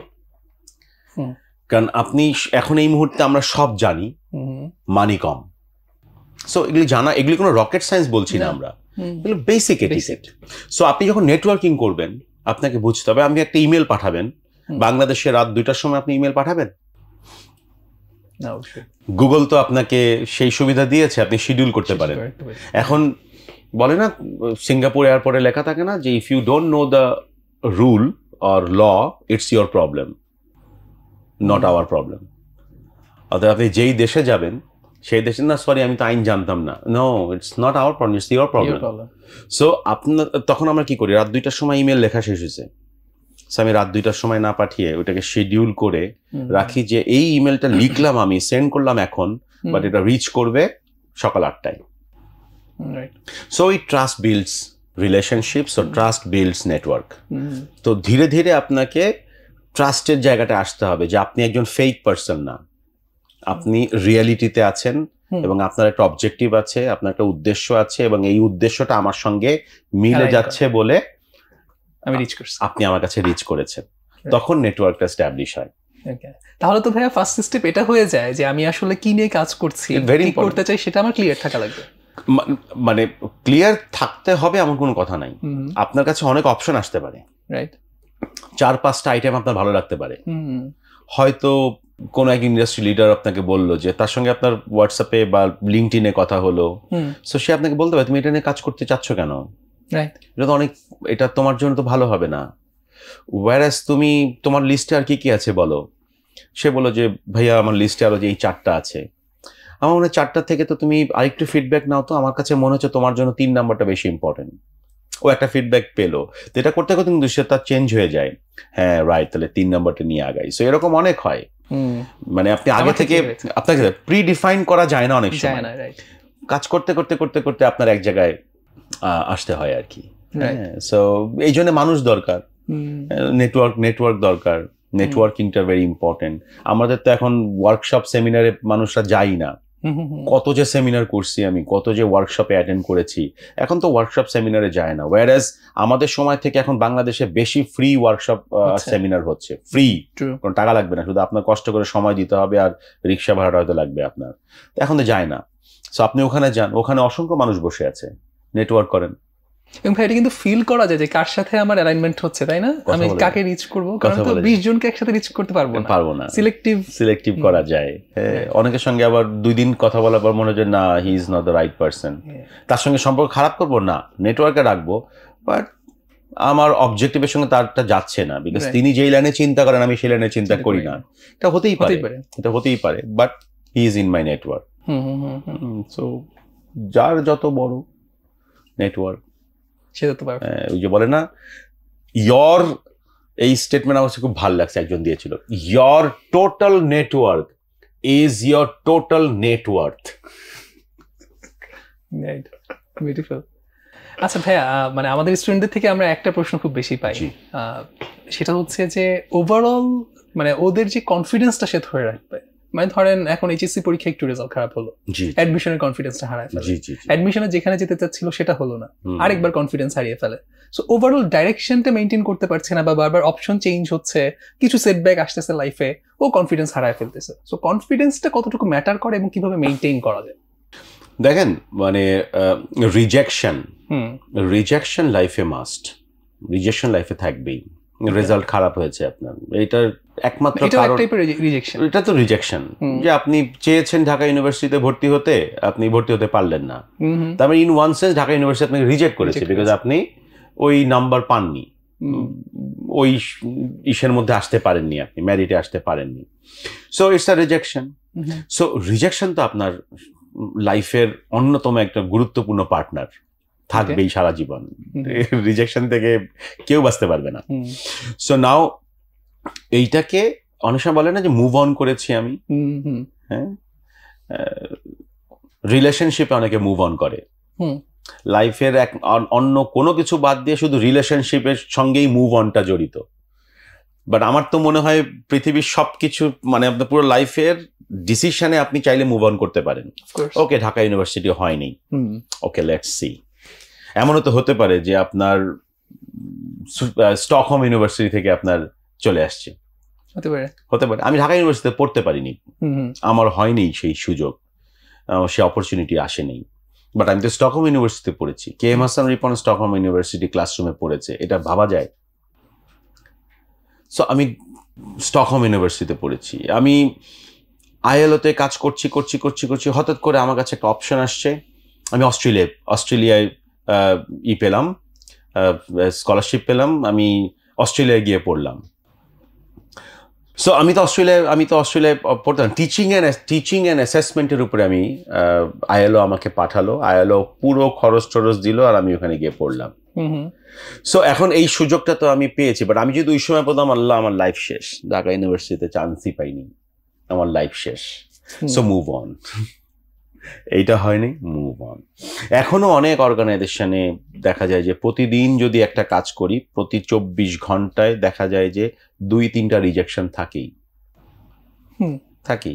10টা জায়গায় পাঠিয়েছি, 3টা জায়গায় আসেনি, 7টা জায়গায় এসেছে। আবার কোনো কোনো সময় দেখা যায় যে 2টা হয়েছে অ্যাকসেপ্ট, 8টাই হয়নি।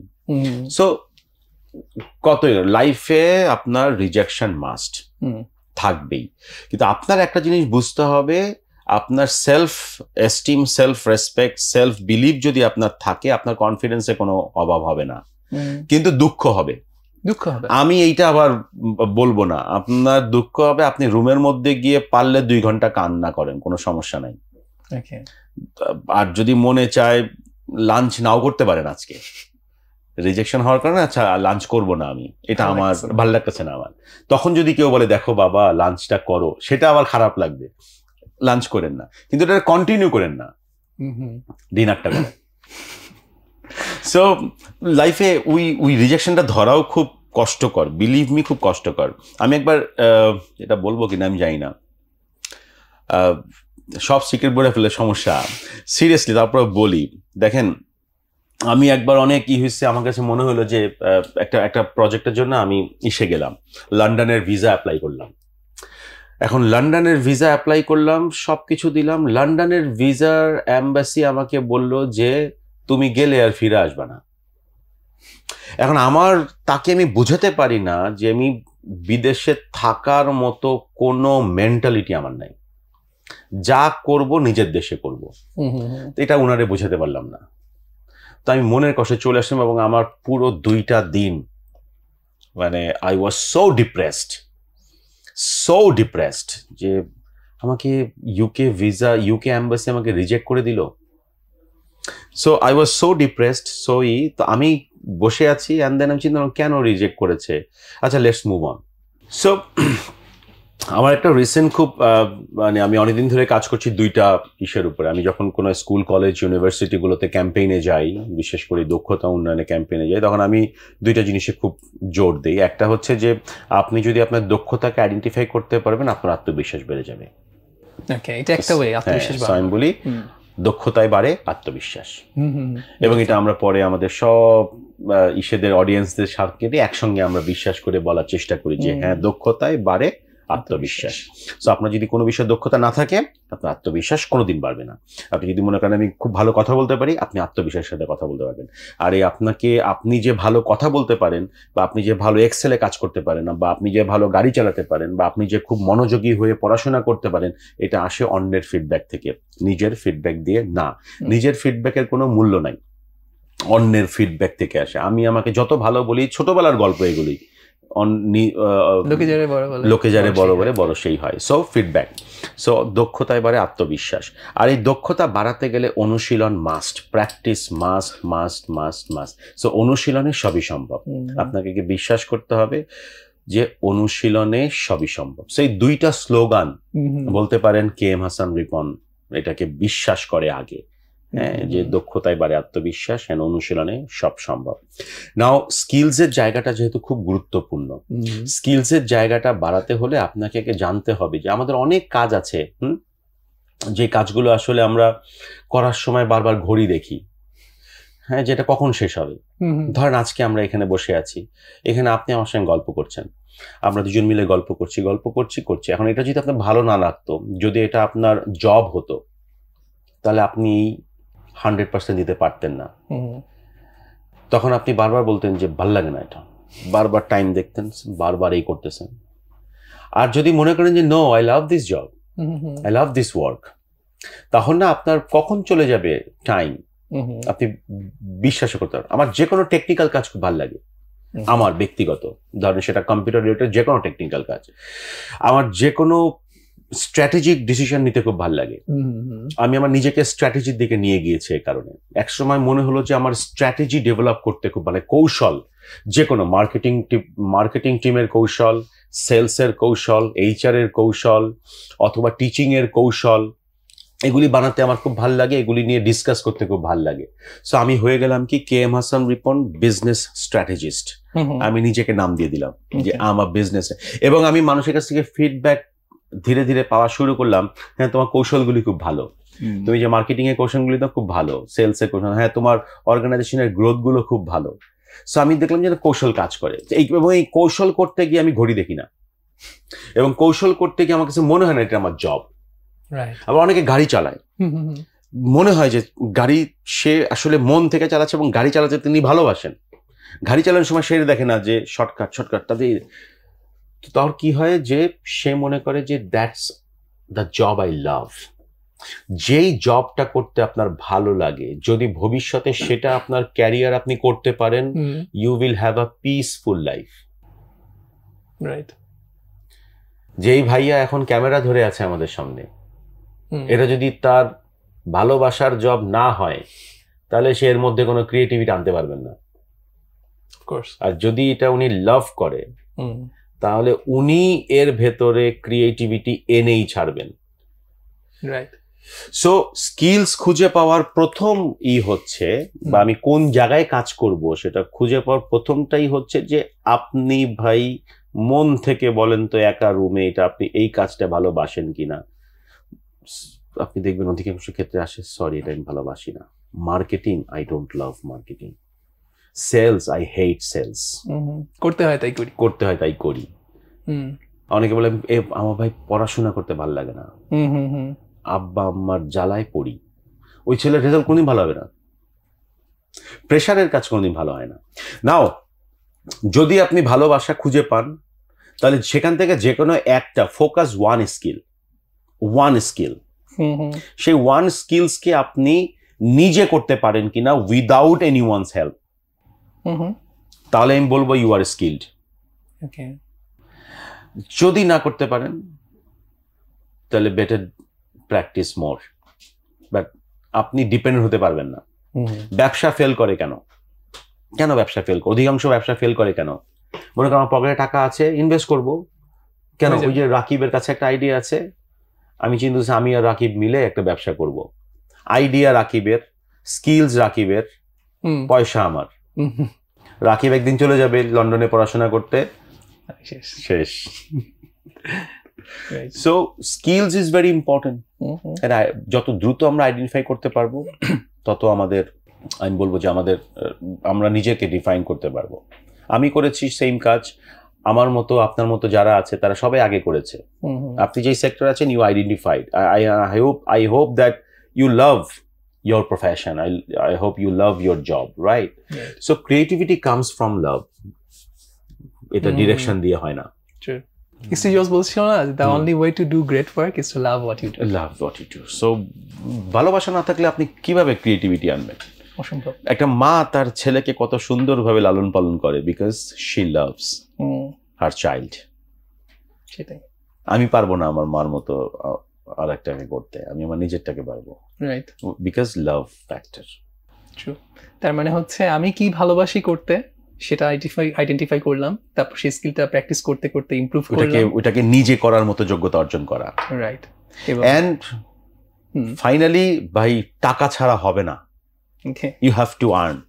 Right. You have to earn. You have to know money. সেটার জন্য রিচ করতে হবে, রেপুটেশন বিল্ড করতে হবে, রেভিনিউ আনতে হবে। হ্যাঁ, রিচ করতে হবে, রেপুটেশন বিল্ড আপ করতে হবে, এন্ড দেন রেভিনিউ ফোকাসড হতে হবে। Right, perfect. ম্যাটেরিয়ালিস্টিক দুনিয়াতে ম্যাটেরিয়াল কিনতে গেলে টাকা লাগবেই, রেভিনিউ লাগবেই। রেভিনিউ ছাড়া আপনি যদি কখনো বিজনেস করেন আপনার এমপ্লয়ীদের বেতন দিতে পারবেন না। রেভিনিউ না থাকলে আপনি আপনার বেসিক চাহিদা মেটাতে পারবেন না। তো সারাদিন মোটিভেশন দিয়ে ঘুরে বেরিয়ে বাসায় গিয়ে আপনার মা যদি বলে ডিম আনছিলি না, তাহলে খাবি কি আজকে? তাহলে তো লাভ হলো না। আমাদের বাংলাদেশি মানুষের রেভিনিউ ফোকাস নাই, আর্নিং ফোকাস নাই। ট্রু। ডিপেন্ডেন্ট হয়ে থাকে বাবা মার উপরে, যে কারণে সিঙ্গারা খায় বাবার টাকায়। I hate this. আমি সবাইকে বলবো, অনুরোধ করব যে অ্যাটলিস্ট সিঙ্গারার টাকাটা নিজে ইনকাম করেন। আর ইনকাম করার যদি রাস্তা খুঁজে না পান, that's your problem. So many ways are there. হ্যাঁ, লাস্ট একটা কোয়েশ্চেন, না দুইটা কোয়েশ্চেন। এক নাম্বার কোয়েশ্চেনটা হচ্ছে যে এই সব কিছুর মধ্যে মোরালিটিকে আপনি কোথায় প্লেস করেন? ও মাই গড, নীতি নৈতিকতা, এটা তো হিউজ বিষয়। দেখেন, বিশ্বাস একটা বিশাল বড় জিনিস। আপনাকে যে কোনো একটা বিষয়ে আগে স্থির হইতে হবে যে আপনি বিশ্বাস করেন। যেমন ধর্ম বিশ্বাস, আমি মুসলিম, আর আমি মুসলিম হিসেবে আমি ইসলামকে বিশ্বাস করি। আপনি যদি বলেন যে মানে আপনার প্রিয় ব্যক্তিত্বকে, ডেফিনেটলি আমাদের শেষ নবী। এখন আমি মুসলিম, আমি তার একজনকে খারাপ বলতে পারবো না। আপনারও একটা ধর্ম আছে, আপনি কি সেই ধর্মে বিশ্বাসী? হ্যাঁ, বিশ্বাসী। তাহলে সেই ধর্মে আমি কোনো ধর্মে বিশ্বাস করি না, ফ্যান্টাস্টিক। তাহলে আপনি আপনার জায়গাতে স্টিক থাকেন যে হ্যাঁ, আমি কোনো ধর্মে বিশ্বাস করি না, আমি এগোনেস্টিক, আমি নাস্তিক, বা যাই হোক, কিন্তু আপনি আপনার নিজের জায়গায় ঠিক থাকেন। নিজের জায়গায় বলতে আমি কোনো কিছু বিশ্বাস করি না। ও আচ্ছা আচ্ছা, মানে ওই স্ট্যান্ড পয়েন্ট। হ্যাঁ, ওই স্ট্যান্ড পয়েন্ট, আমি কোনো কিছু বিশ্বাস করি না। আমি মুসলিম, আমি ইসলাম বিশ্বাস করি।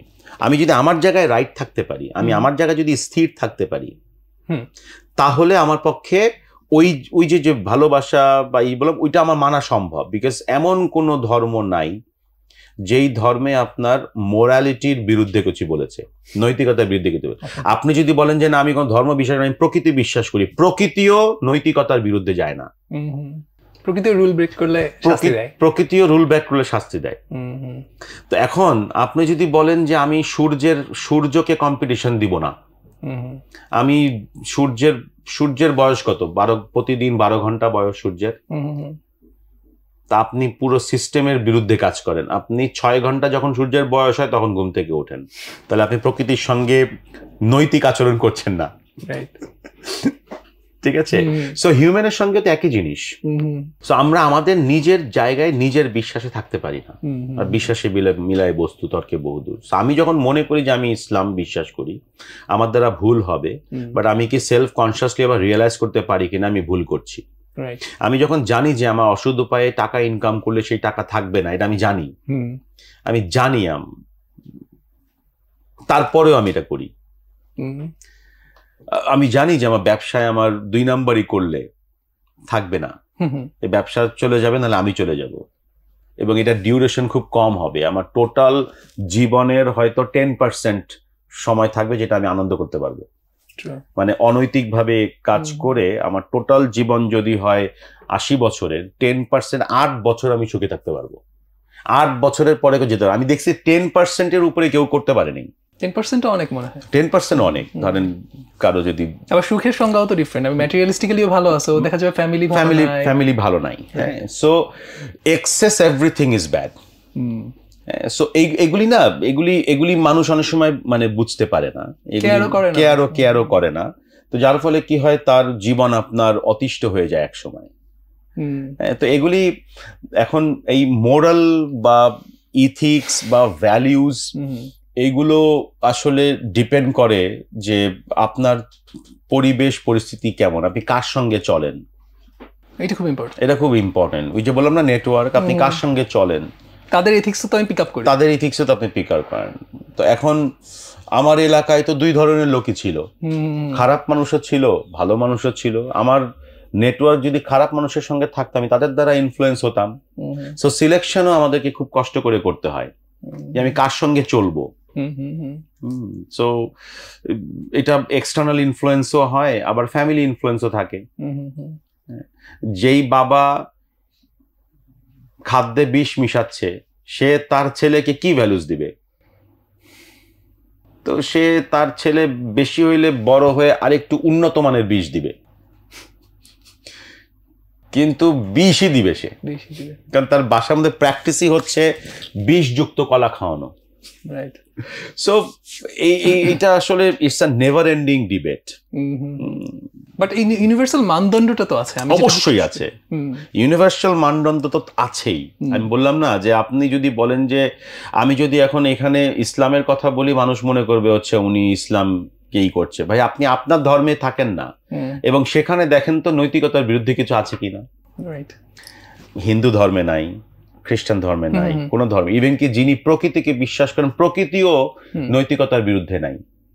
কিন্তু আমাদের মানে এখন আমাদের এটা নিয়ে তো চিন্তা করার কিছু নেই, কারণ বিশাল সংখ্যক একটা মানুষ কিন্তু ইসলামও বিশ্বাস করে, সেও আসলে ইসলামিক ভ্যালুজে বিশ্বাস করে। ইভেন একজন হিন্দু বা একজন সনাতনধর্মী উনি তো আর বলবে না যে ইসলাম ধর্মের ভ্যালুস গুলো রাইট না, তিনিও কিন্তু কিন্তু যখন আপনি আপনার জায়গাতে স্যাটিসফাইড না, তখন আপনি আবার অন্যকে ফিঙ্গার আউট করেন, মানে ফিঙ্গার পয়েন্ট করছি, তুমি খারাপ আমি ভালো। সো এটাও তো আপনার না, আপনি আপনার জায়গাতে থাকেন, আপনি আপনার চারিত্রিক বৈশিষ্ট্যগুলো এমন ভাবে নিয়ে আসেন যাতে করে মানুষ আপনার দ্বারা প্রভাবিত হয়, বা আপনার ভালো কাজের জন্য। আপনার তো জোর করার তো কিছু নাই।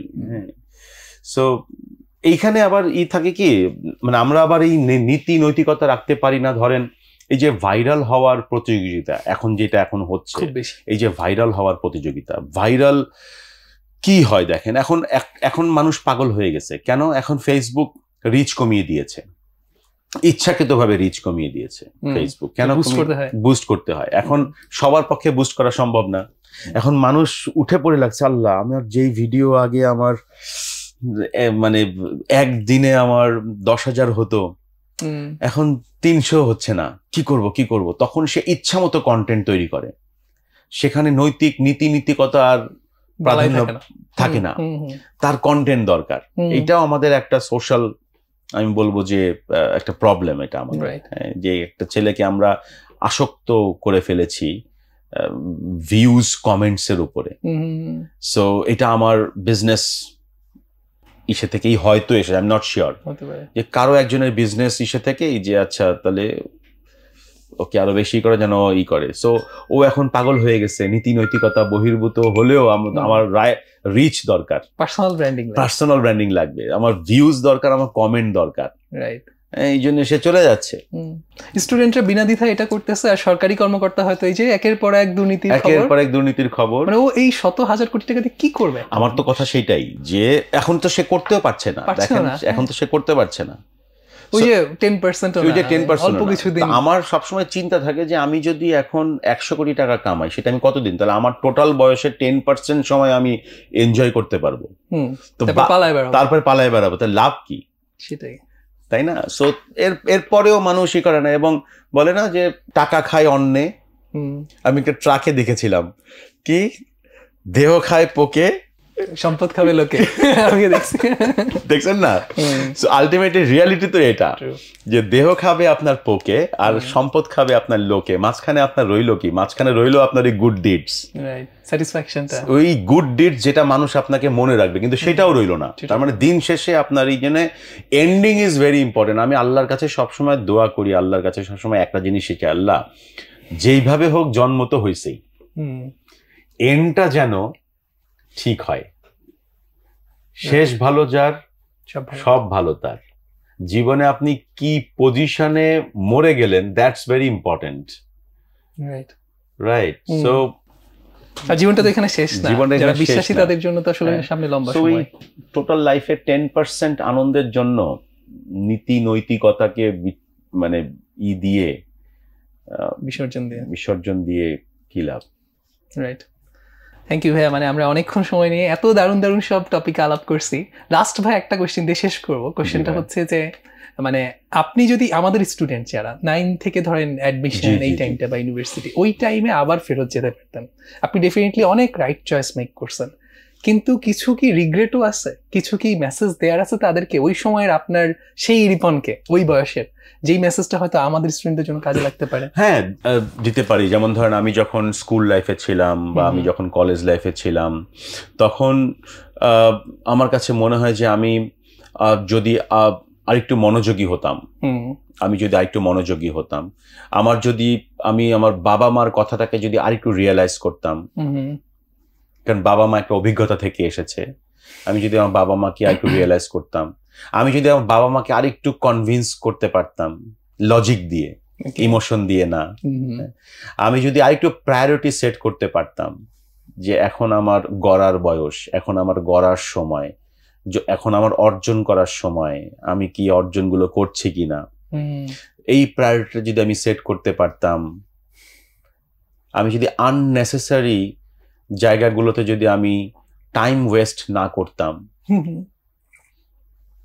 এগুলি কিন্তু আমার ধরেন আমি যদিও এটা কোনোদিন ফিরে পাওয়া যাবে না, কিন্তু যদি আমি ফিরে পাই তাহলে আমি এই জিনিসটা হয়তো করব, যে আমি হয়তো আমার বাবার আরেকটু কথা শুনবো, আমি হয়তো আমার মাকে আরেকটু রিয়েলাইজ করব, বিকজ পৃথিবীর শ্রেষ্ঠ ইয়েটা, আমি হয়তো প্রায়োরিটি গুলো আরেকটু নেব।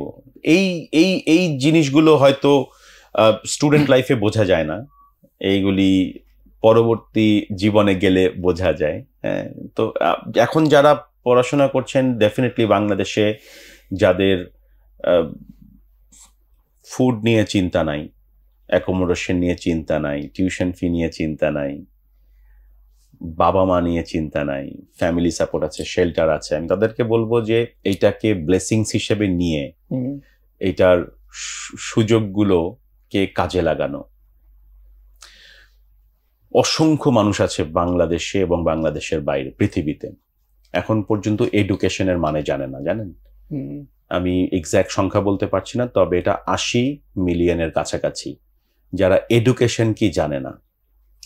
200 মিলিয়নের কাছাকাছি আছে যারা গতকালকে রাতে না খেয়ে ঘুমিয়েছে, আজকে সকালে ঘুম থেকে করছে। সো এইগুলি তো রিয়েলাইজ করতে হবে আর কি। হ্যাঁ, এই মুহূর্তে যে ছেলেমেয়েরা আছে তারা খুব privileged because they have technology.